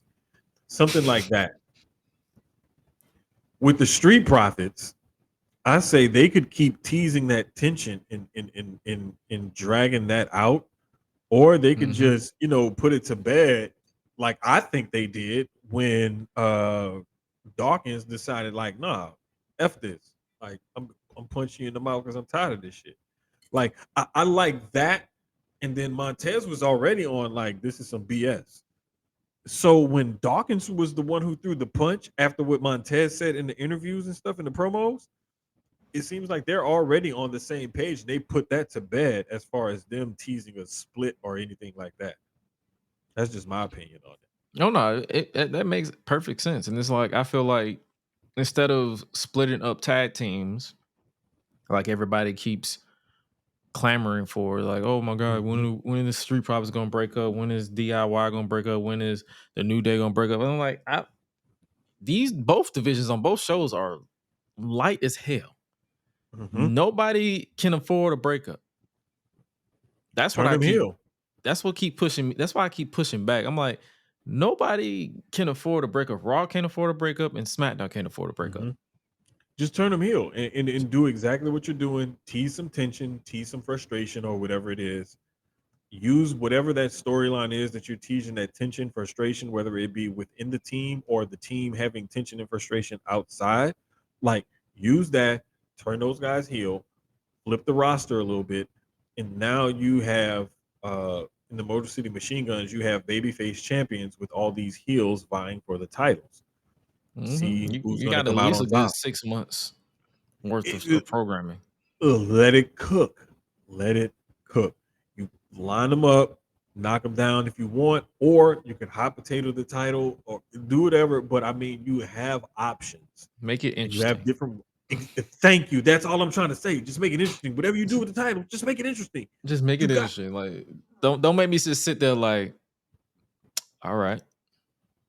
It's that like happened. If you have all the ingredients for a great meal, and you decide, you know what, I'm just gonna throw all this in the slow cooker, and I'm gonna pour some barbecue sauce on it. Call it a day. Like, no, you don't take a ribeye and put it in the slow cooker and just pour barbecue sauce on it with some potatoes and stuff just because you're being lazy. Like, no.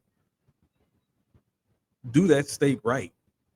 Make them potatoes right. Take your time with it. Let them like I said with the mac and cheese. Boil the macaroni. Boil the pasta. Wait. And I'm gonna give y'all a pro tip. Put a little bit of olive oil in your water so your pasta don't stick together. Yes. Season your water so your pasta has a little bit of flavor as well. He put y'all up on game? I'm just trying to help y'all out, because I had my mom and my aunts and them. They was like, wait, what? Well, my mom was like, wait, what? And my aunt was like, I thought I tried that once, but I wasn't sure. I was like, I do it every single time. And she was like, huh, okay. Because you don't taste it. No. And the thing is, man, like, what convinced me to do it was actually doing potatoes that way. That's what convinced me to do it. And I did some pasta that way one day, and I dumped it in the dish. and I can't remember what I was mixing it with or whatever. And I just saw it sitting there, and I saw like the seasoning on the pasta after I had boiled it, dumped it into the container or whatever. And I was just like, damn, that looks so pretty. Just sitting over there all boiled and seasoned, looking all good.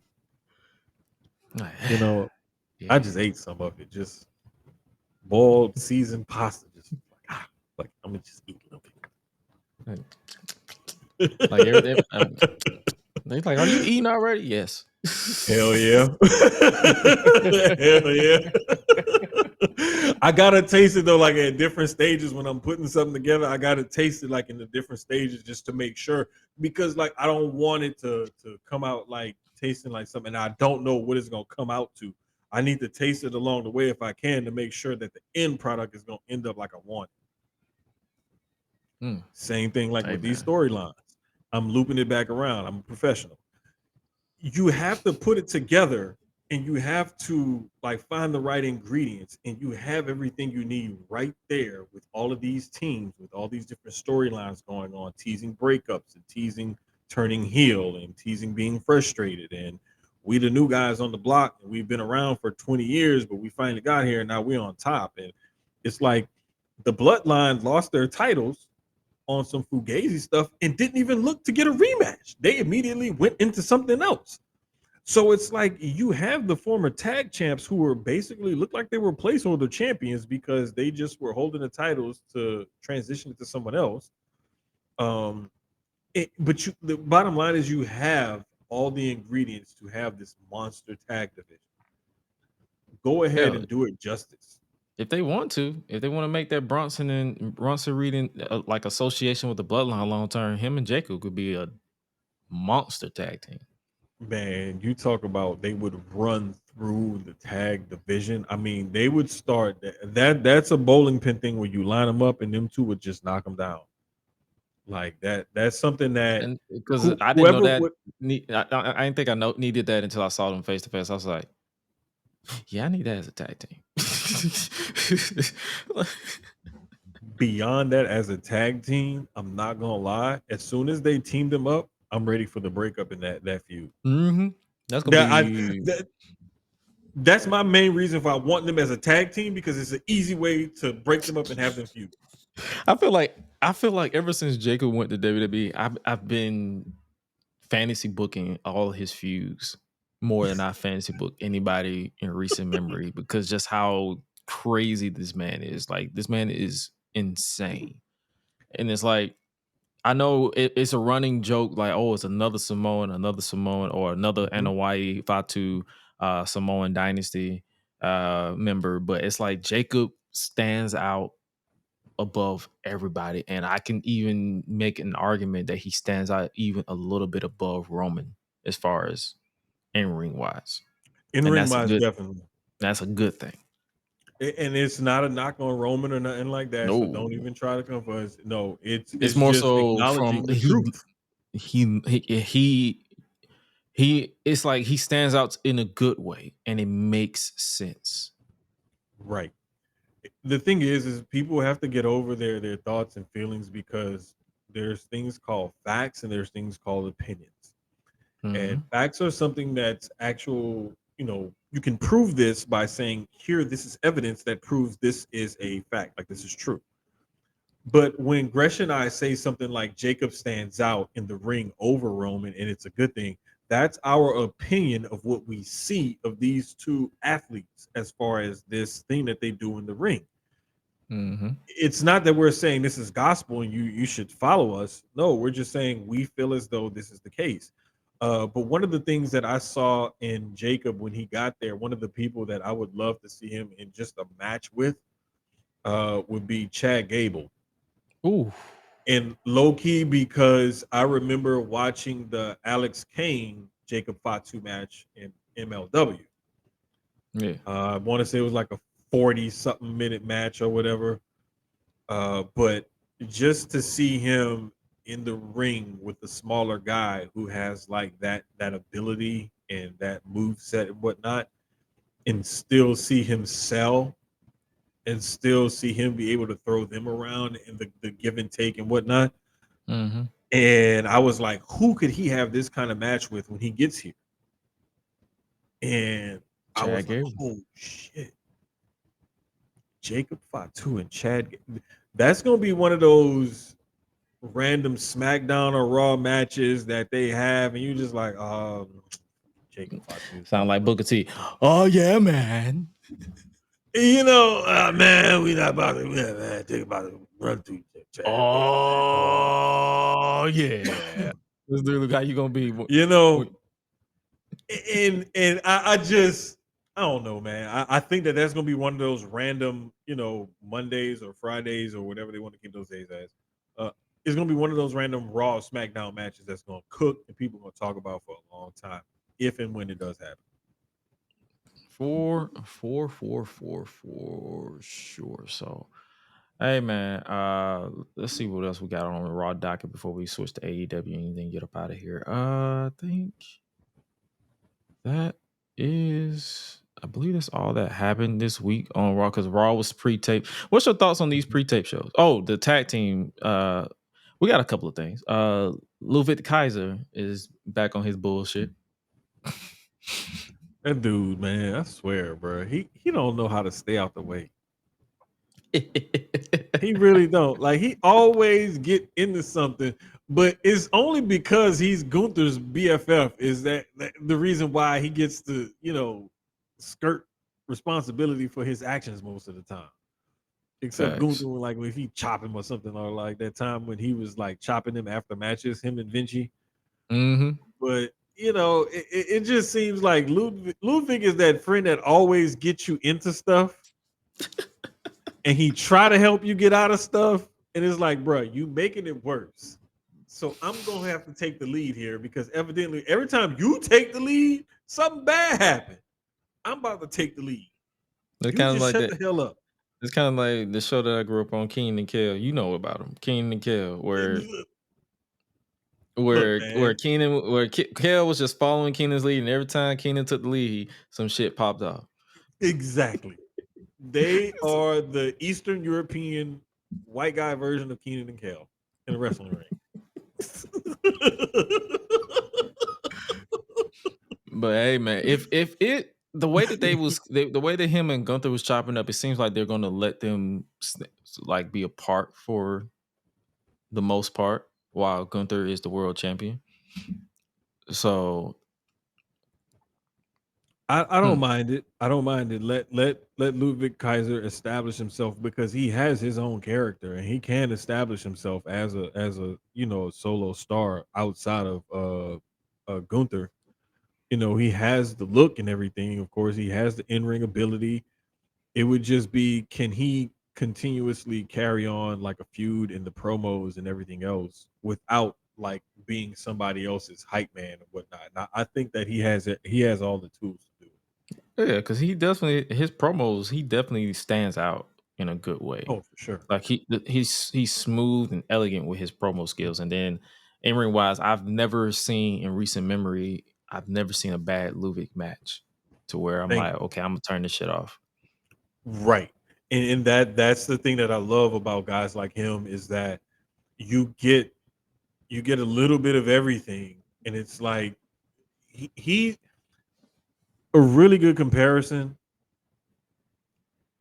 If Cesaro could cut promos and was younger, that's Ludwig Kaiser. I can see it, minus the strength. That's Ludwig Kaiser. Yeah. Of course, minus the strength. Much younger, better looking, whatever you want to call it. But they have the same kind of build. They're both excellent in the ring. They have the look and everything. It's just one is much younger and can cut promos. The other one is a little bit older. It's not good on the mic. Nah, he needs him. The other one needs a mouthpiece. But yeah, man, I'm intrigued. Like he immediately went after two tough dogs in Braun and Sheamus. So I definitely could see this as a probably potential triple threat for the IC title on a Raw. Probably, like, I doubt it would be at a pay-per-view, but like on a Raw, and maybe like before or after Survivor Series for sure. Oh yeah, definitely. and they're gonna give him at least 2, maybe 3 segments. Mm-hmm.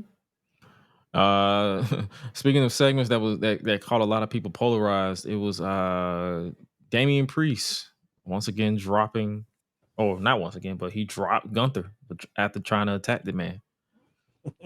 He said in the ring you a general, but in the streets I'm a king. I love that line. That was a whole bar.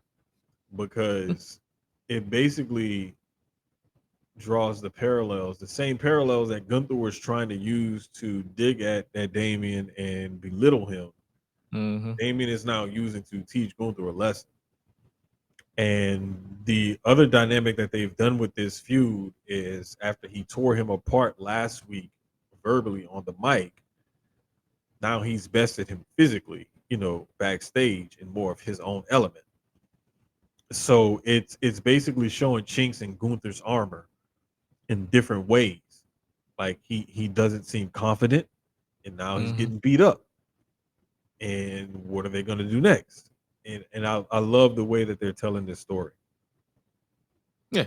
So, and I feel like I saw some reaction where people was like, "Oh my, like Gunther's getting beat up more to my liking." But I feel like the stoic, always militant, dominant champion has a lifespan. So it's like if they show that he has a few, like he is not this invincible monster of a champion, they won't run the risk of people getting bored with him or him running stale. So And you can always turn him face because that whole shtick works better as a baby face because I'm righteous. I can beat you and I don't have to cheat. He can run that whole shtick as a baby face and turn this whole thing around and keep the same persona, just present it a tad bit differently. Boom, you have a baby face. And if you really want, and I know they won't do this, not right now, but you could actually do a double turn here and turn Priest more dark. Lean more into that street thug mentality in that side and turn him back heel. They probably won't do that, but because they just turned him face, so right. It makes sense. But you can there's ways that you can, tell this story. There's so many different avenues and options that they can go with. But I love what they're doing right now by showing Priest getting the best of Gunther and Gunther, showing concern. And last thing about from Raw that I want to briefly give our thoughts about is the situation with the Wyatt Six and the Miz and the final Temptations. I mean Testament. It caught my interest. Like last week's thing caught my interest. Last week's attack on the Wyatt Six caught my interest mainly because I feel like they're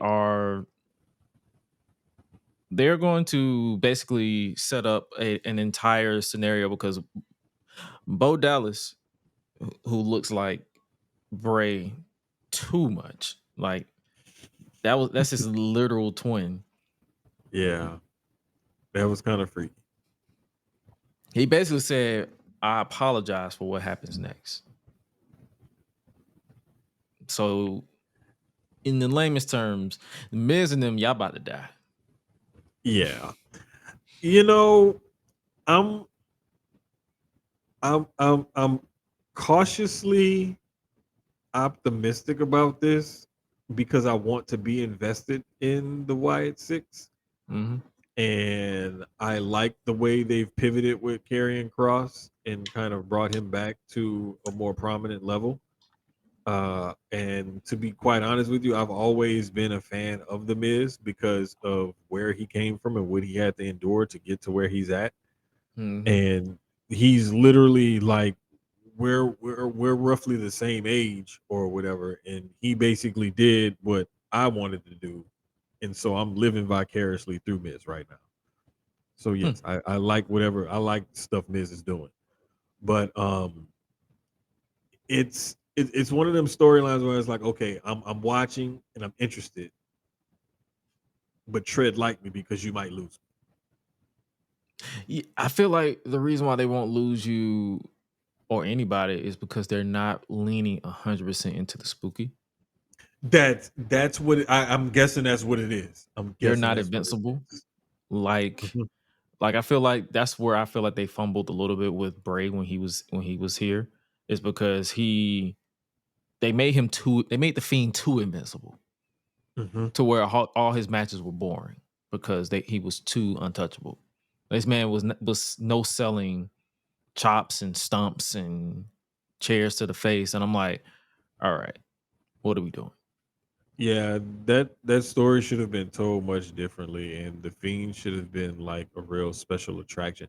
The Fiend and the Demon Finn Balor, those things should have been like WrestleMania Taker, where I it feel like only. those things should have been split personality as opposed to basically But like the moment they added Bray Wyatt to the Fiend name, they Mhm. lost the plot because I feel like they caught everybody's attention when it was like, okay, he's not demonic, but he's developed a split personality Right, after years and years of loss and defeat and disrespect. So the Fiend is pretty much his safeguard. So whenever he it's whips out the Fiend, it's because that's the last resort.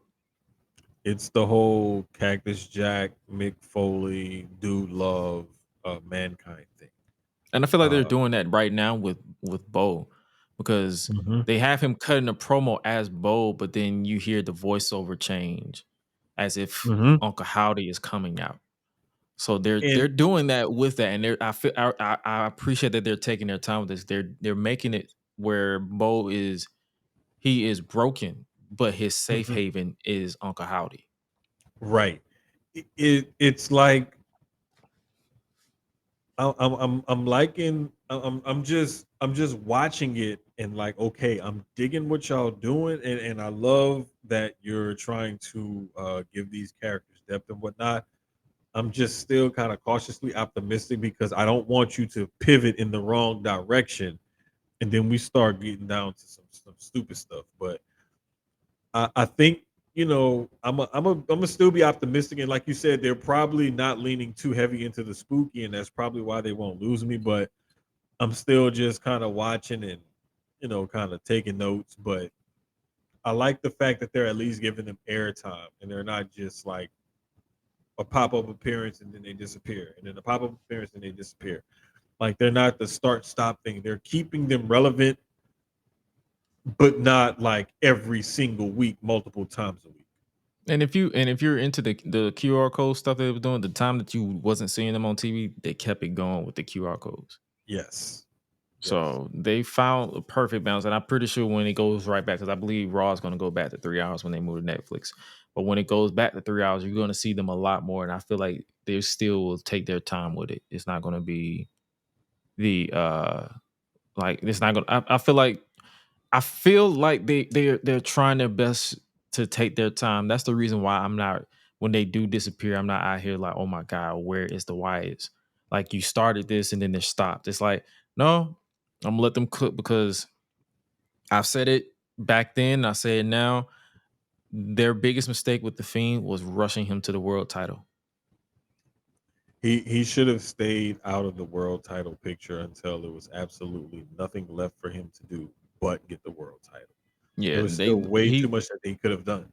he debuted and he debuted that character in August. He attacked the champion in September, and he was world champion by the end of October. And then they didn't. And then it was like, now you have this invincible monster who can't lose Mhm. because he's still new. But then you put the world title on him to where he's going to have to eventually lose it. And then he lost it to Goldberg, and then it was downhill ever Um, since. Pretty similar to what they did with Undertaker when Undertaker debuted, except it took a little bit longer to put the title on him. But Yeah, it's like when you put the title on this invincible monster, you're gonna need something serious to take the title off of him. And that's why Taker only had so many world title reigns as that character. Is you're supposed to keep him away from that title picture wasn't it because you like don't want 7? him. I want to say it may have even been less than that. It may be like 5 or 6 or so. Because I think it was. I mean, yeah, because he had more titles as the American Badass than the dead man. So makes sense. But yeah, man. Raw SmackDown this week was interesting. AEW was what it was, and I believe for as far as the betting odds of everything, we pretty much gave our thoughts and opinions on everything from the men's war games, the women's war games, Gunther, Damian Priest, Cody, Kevin Owens potentially. So Survivor Series is going down next week. We'll give our preview and predictions next week. And then as far as last thing we'll be talking about this week is Full Gear. AEW Full Gear. That is dropping Saturday. What's your excitement level on Full Gear this year? You know, I'm gonna be honest, man. I wasn't really like too excited for it this year as opposed to like previous years, but I'm not gonna lie. Looking at the match card, I'm starting to get more excited about it. And I'm starting to like it's starting to get me now. It's really starting to get me. And it happens all the time with AEW. Sometimes with some of these AEW pay-per-views, it seems like it pops up on me, right? Because I'm trying to keep up with everything, and then it's like, oh shit, it's a pay-per-view this weekend. Oh dang, like am I ready for this? And then I look at the match card and I'm like, wait a minute. I may not know exactly what's going on in every feud, but I'm aware. And and I'm like, okay, I have a reason, or I could come up with a reason if I had to watch every single match on this card. Will I be pins and needles, like tuned in, focused on nothing but Full Gear? No, because it's college football Saturday, and I'm probably going to be trying to watch college football and hit a parlay. But AEW is going to be I'll probably have AEW. If it's not on TV Junior, it's going to be on my laptop. Oh yeah, it'll definitely be, because I have 1, 2, 3. I have 3 monitors in front of me, so it'll be somewhere. Yeah, it's going to be somewhere. It's going to be somewhere. Trust me. I guess we can give our quick like preview of everything, and then give our predictions and see how we see the match going. But first things first, I guess the first match we'll talk about is Swerve Strickland versus Big Bobby Lashley. And the reason why I say that one is because potentially Swerve might be injured, separated shoulder. Yeah, I always had the idea that Bobby Lashley was going to come out on top when they first announced this match. The Swerve injury drives that point home even more. I just think you can't have Bobby Lashley lose in his debut match with AEW. He's much too big of a star, and you can always sell Swerve losing as he has to overcome yet another obstacle in order to get back to where he ultimately wants to be. Yeah, I agree. So me and you on the same boat as far as Bobby Lashley winning regardless, but now the injury adds a story element to where it gives you a reason to prolong this story. And then if Swerve doesn't require surgery because it's a separated shoulder, I don't know like the extent of the injury. Well, I don't even know if it's a separated shoulder, but he showed an X-ray, and it looked like, I'm like, the shoulder ain't supposed to look like that. Ain't supposed to be that far apart from his chest. So I'm like, yeah, that's definitely at least by minimum a separated shoulder. If it requires him to take time off, they can literally turn it into like an injury angle, like they did with Jamie Hayter when she lost the women's title to Toni Storm that one time. They can literally turn it into an injury angle and kind of make you feel bad. The only downside is they lose one of their top guys in Swerve Strickland. So hopefully that doesn't do any long-term damage to what they got going on. So the separated shoulder thing, I believe the surgery will hinge upon if there's like ligament damage or what have you that has to be surgically repaired. If it can just be rehabbed and rested, then he's fine. But I think that's where the length of time for the being out for the injury is where that lies. True. Speaking of injuries, this next match is pretty much because of injury. Is once again Jay White continuing his revenge tour against Hangman Adam Page, and the last match they had, what was the last pay-per-view? Yeah, I enjoyed that one. So them running it back isn't making me it's not gonna make me lose sleep. But who do you got? How do you see this one playing out? Honestly, I would love to see Jay White win this one and further send Hangman spiraling. I think that would tell the story, because that could add to Jay White's asshole of a character and say, hey, look what I did. I sent, the great Hangman Page spiraling, blah, blah, blah, blah.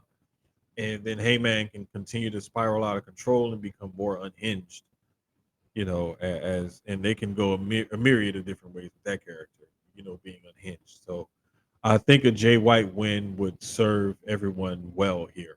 Although a Hangman win could serve a purpose, but I just feel like a Jay White win would be more beneficial. True.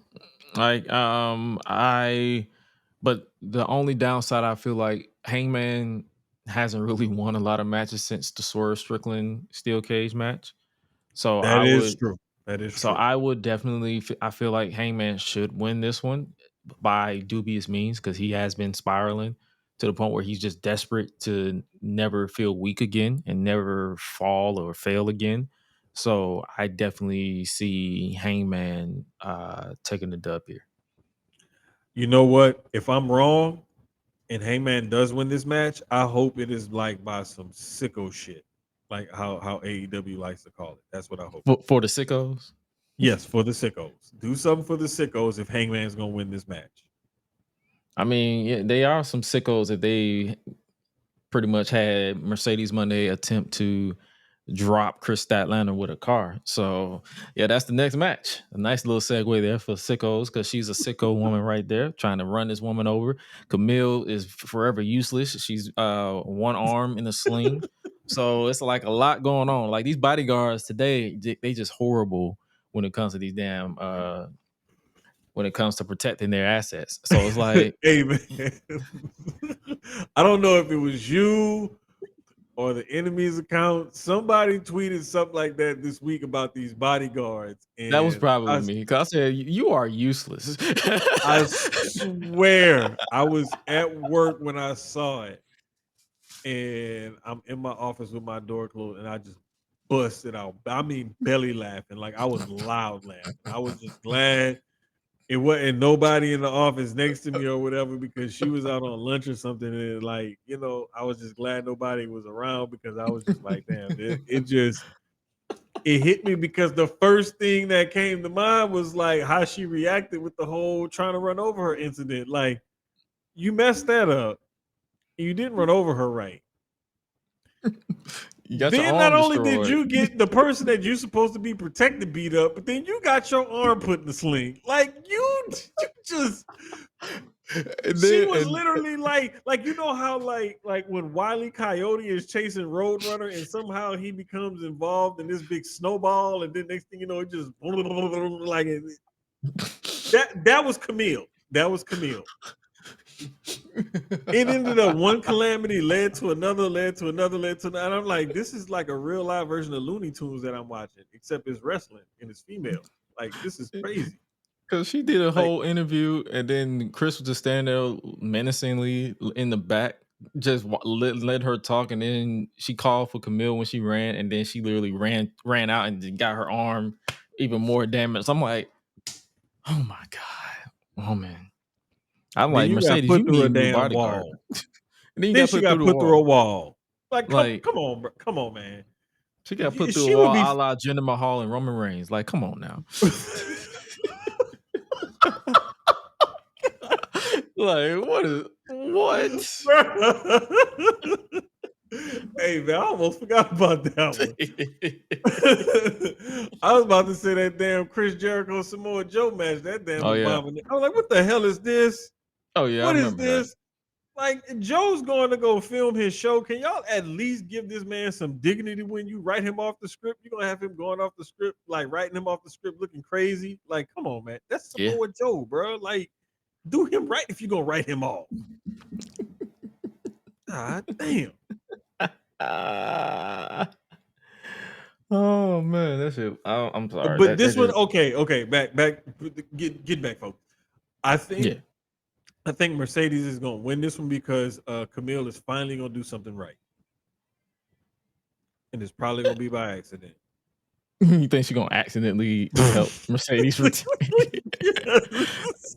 Like, oops, my It's bad. gonna be the most goof troop thing, and they're probably gonna turn Camille into like some bumbling idiot storyline or something like that after all of this. I don't know. I'm just trying to figure out the way they be going, because it's like you making like the CEO's bodyguard look terrible.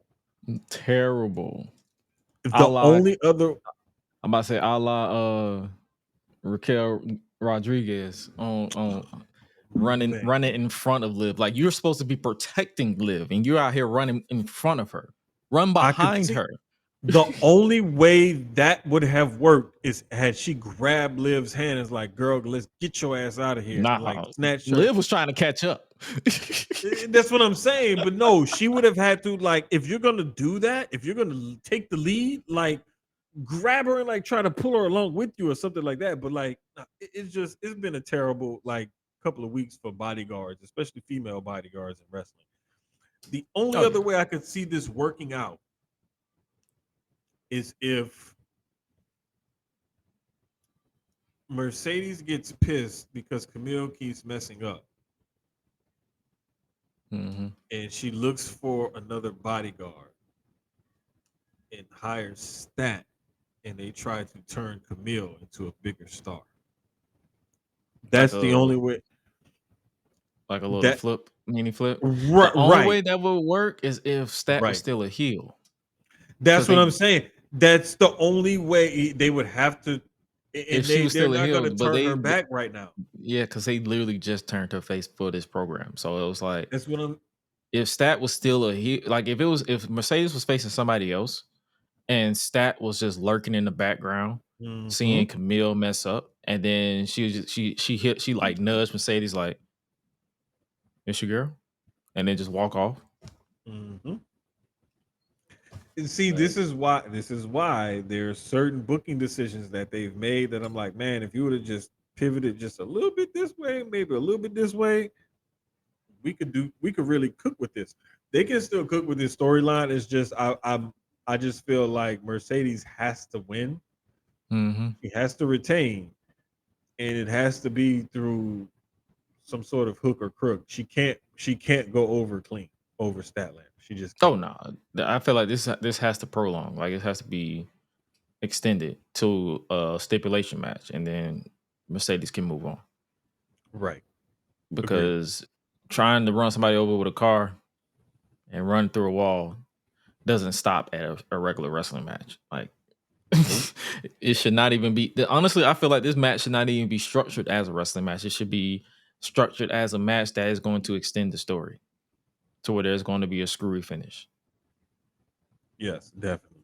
And I know another match is going to be, because we both agree that Mercedes is going to retain by dubious Mhm. means, but I know another match that is going to be screwy for the most part, and that is the match that threw me off and a lot of other people, and that is MJF versus Roderick Strong.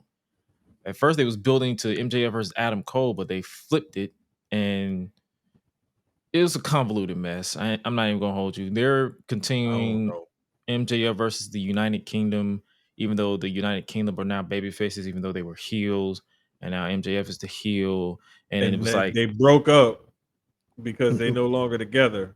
because Cole was basically like Roddy, Matt, and Fletcher is with Callis, and his mhm. buddy is with.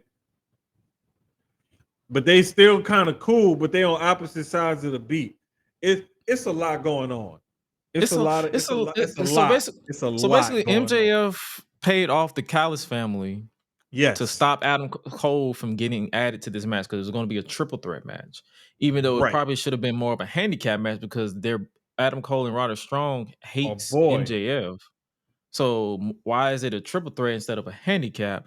And then you got when Adam Cole came back, he was like, I don't want the United Kingdom to help, not the United Kingdom, the Undisputed Kingdom. I don't know why I say United Hmm. Kingdom, the Undisputed Kingdom to help. So he was like, I'm gonna do this by myself. But then Roderick said he still got beef with MJF. Right. So MJF is like, okay, you both can wrestle 3 separate matches, and whoever wins the most wrestles me. But then Tony Khan said, okay, if both of them wins all 3, then it's gonna be a triple threat. And I'm like, this story makes no fucking sense. It reminds me of, and I just now realized where that meme and that gif came from. That guy from It's Always Sunny in Philadelphia, the conspiracy theory guy or whatever, Mm-hmm. where he's like, yeah, and he got all this stuff on the board and everything. This is like what it's like trying to sometimes explain some of this stuff. It gets a little bit hard for me to try to follow everything, and I'm just like, you know what? At some point, I'm just gonna watch the pre-tape for the match and watch the match and just go from there. Oh, you talking about like that promo recap that they do in front of? Yep. Yeah. Yep. I'm just gonna call it a day because I can't try to go back and understand all the different nuances of all the backstories and everything else. I'm just gonna watch the pre-tape, gonna watch the match. We're gonna go from there. Yeah. That's pretty much being what it is. said, I expect MJF to win. Yeah, we might as well just go ahead and, because I feel like I'm already frustratingly enough talked about this as much as possible. Yeah, MJF for the win and move forward, because I'm like, oh, okay, that's happening. And speaking of, for the sickos, the next match we're gonna talk about is for the TNT Championship. I don't have a graphic for it, but TNT Championship, it will be for the sickos. It will be Jack Perry versus Daniel Garcia for the TNT Championship.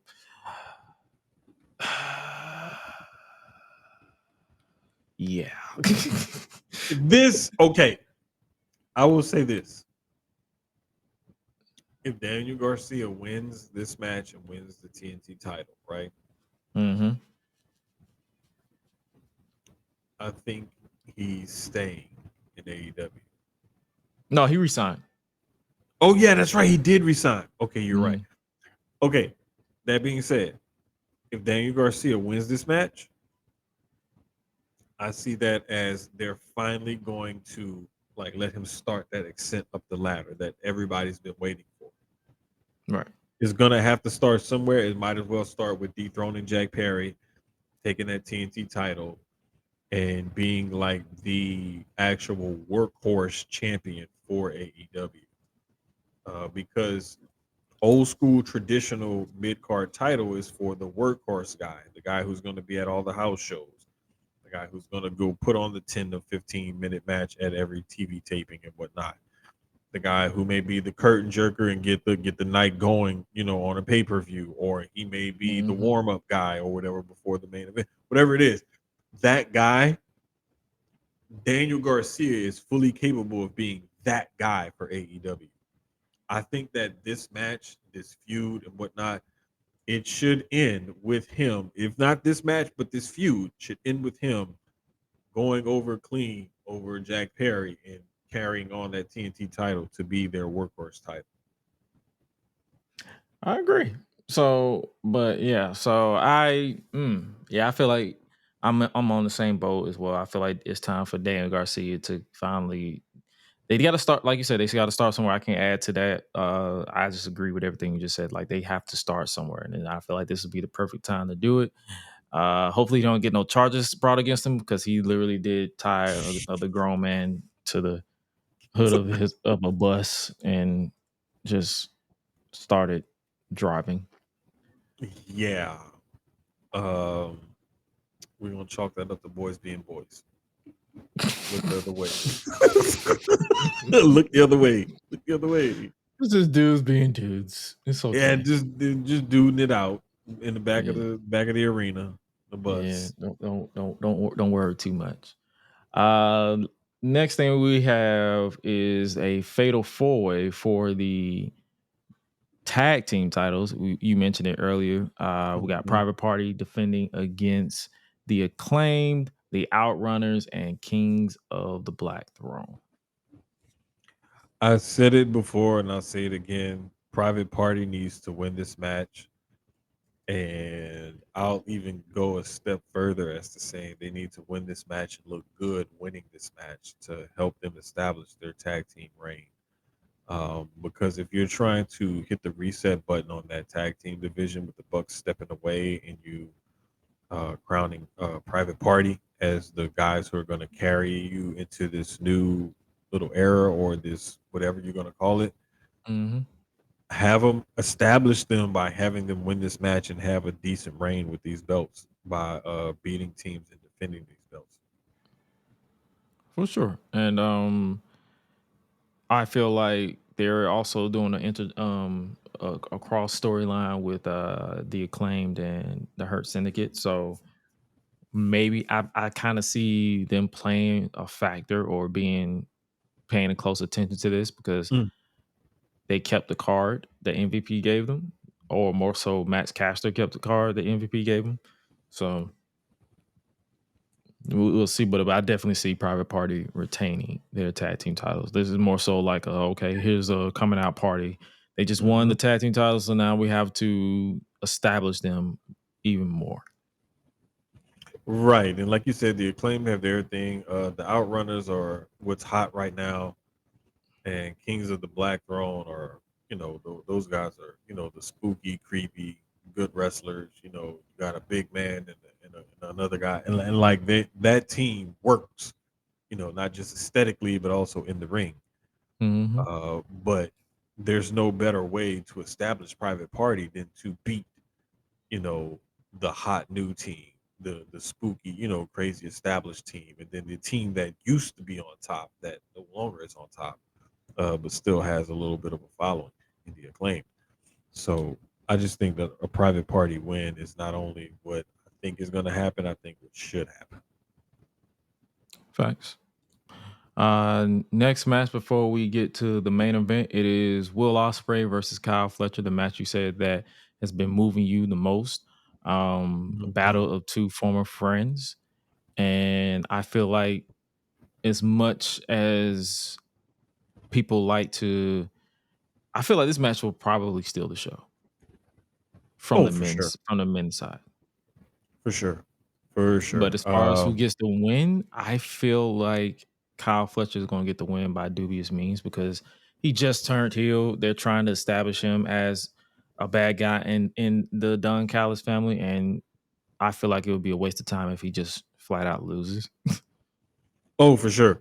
I definitely think that that's going to be the way to go. And could we actually see, like you said earlier, I wouldn't mind this if I was wrong about the Hangman Jay White match and Hangman wins, doing sicko shit, but Osprey loses to Callis and family, and he is the one who starts to spiral, and he is the one who kind of goes into a tizzy. Maybe not go full heel, but like, he starts teeter-tottering back and forth. That would be an interesting layer of character to tell with Will Ospreay. Because I True. don't think his character has been a heel before, but I don't think he's ever had that kind of like that, Obsessive. questioning. Yeah, that OCD kind of questioning himself kind of journey with his character. So that could be something, and then that could also help prop up Kyle Fletcher and help build him into the next phase of his career that he's going into, because the dude can go in the ring, and he proved, this past week that he can go on the mic as well. And I thought Ospreay was going to trip him up when he was like, do you want to be me or do you want to be, opposite of me? And Fletcher came back and answered that pretty well. He may not have been right off the cuff with it, but he was able to bounce back from being thrown off his pivot to come back and like, no, I'm going to fight back. I'm not just going to let you walk all over me in this promo. So I think that a Fletcher win, no matter how he does it, that's the way to go with this match. For sure. The next, I guess, non-wrestling, we're going to have a AEW Women's World Championship celebration. It's going to be Mariah May and Mina Shirakawa on the pay-per-view. Okay. That's definitely a segue to probably bring back Toni Storm to the fold. Yes. Let me see what else we got. I believe I that's will never we got get mad about having Mina Shirakawa on my TV. no. Man, we want Mina. We won't mean it. Don't nobody need her, but we need Mina. We need Mina. They got a match 0 hours QT Marshall versus Big Boom AJ with Big Justice. I have no idea who these people are. He's some viral dude with these other two younger kids or whatever. Some kind of thing that I don't know what they do, but they're viral and people would like to have them around. Evidently, dude used to be a wrestler. I'm guessing he's going over. That's why they got him in the ring with QT Marshall, because he wants to have a big, a thing or whatever. QT can bump around and look good for him, and QT's got his body together. He's been in bodybuilding competitions now, so QT can bump around for him, look good doing it, and put this guy over. Let him live his dream out. So congratulations, Big Boom AJ, you for the win, and we're moving on. For the main event for the World Championship, it will be Jon Moxley versus Orange Cassidy. Yeah, man. This one, it's got to be Moxley. It doesn't make sense. It is. It doesn't make sense to do anything else. It just wouldn't make sense. And I know AEW does some crazy booking decisions sometimes, but I do not think this will be one of them. I think that this is Jon Moxley all the way. How he does it, I do not even care. Yeah, he literally said on the last promo that they just cut with him, he said, abandon all hope. So this Dictator Mox that they're doing, this is basically, hopefully is going to lead to something. Hopefully the story moves on after Full Gear, but you can tell that the fact that they're kind of like taking their time with advancing the story, they're about to do some sick shit on the pay-per-view because they have more leeway on the pay-per-view than the TV shows. That's the reason why they killed Bryan Danielson in kayfabe on pay-per-view as opposed to TV, and they barely show what they did on TV, but when it's on pay-per-view, you see that they put them in a body, and he put them in a Ziploc bag. But I feel like they're going to do something dastardly here with Orange Cassidy and with Darby Allin, and then because I feel like they're going to add at least probably 3 more matches. Probably. You think 3 more matches to this card? Mm-hmm. Bro, they're doing something with Ricochet and Konosuke Takeshita. They're doing something. They're probably going to add a trios match for the titles with the Death Riders, and then maybe, I hate to say it like this, maybe a Jericho match. Oh, jeez. I mean, it is what it is, bro. It ain't nothing we could do about it, Yeah. But I wouldn't mind Mox like doing something like real some more sicko shit here, and write Orange Cassidy off for a while to help further their storyline. And like it's like everybody they've come across that they've gone through, they've put out, for a while. They're literally getting rid of, these people. And somebody's got to stand up to them. Mm-hmm. And I think the first quote unquote victory in this war against Death Riders will be somebody like losing the match but surviving the feud. And I think that will be more like a moral or a Pyrrhic victory for whoever it is that goes through that. That can be revisited down the line. But yeah, there's a lot of meat on this bone as well. It just depends on how they plan on cooking. For sure. And letting it marinate. So bingo. And that is our preview for AEW Full Gear, and that is our show, ladies and gentlemen. We appreciate you guys for rocking with us this late. We definitely were a little late. Apologies again. Next week we will try to be back on our regular scheduled programming. It was life happens. No, life happens, man. Everything happens it's all good. It was still a good show. Hopefully everybody enjoyed. We were over 400 deep. across all social media platforms. So we appreciate y'all for rocking with us. Where can they follow you and the Sucio Boys, my brother? At _Jermaine on all your socials, Blue Sky, Twitter, Instagram.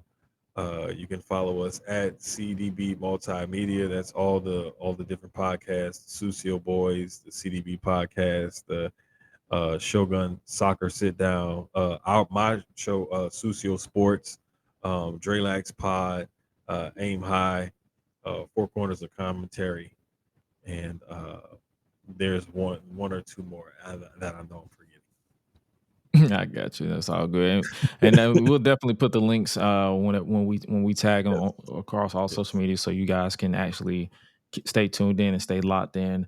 You can hit your boy as always, solo.to/Gresh, at it's Gresh on Twitter, as well as Blue Sky. Blue Sky is basically my burner. I post whatever I want over there as opposed to Twitter, because everybody is offended on Twitter, not so much as Blue Sky. Instagram and everywhere else is it's Gresh. And you can catch me this Thursday on the Public Enemies podcast. We will definitely be diving more into everything that happened on Dynamite, as well as everything that happened this past week, as well as give our preview and predictions for Full Gear over there. Hopefully they add more matches or finalize the match card by Wednesday, but knowing them, they probably won't finalize it until Friday. So nevertheless, we will be tuned in, locked in, and as always, make sure you guys hit that subscribe. We're on the road to 100 episodes over here, and then we're on a hiatus until the new year. All shit, here we go again with Ruthless Lala and Rich Swan on Mondays.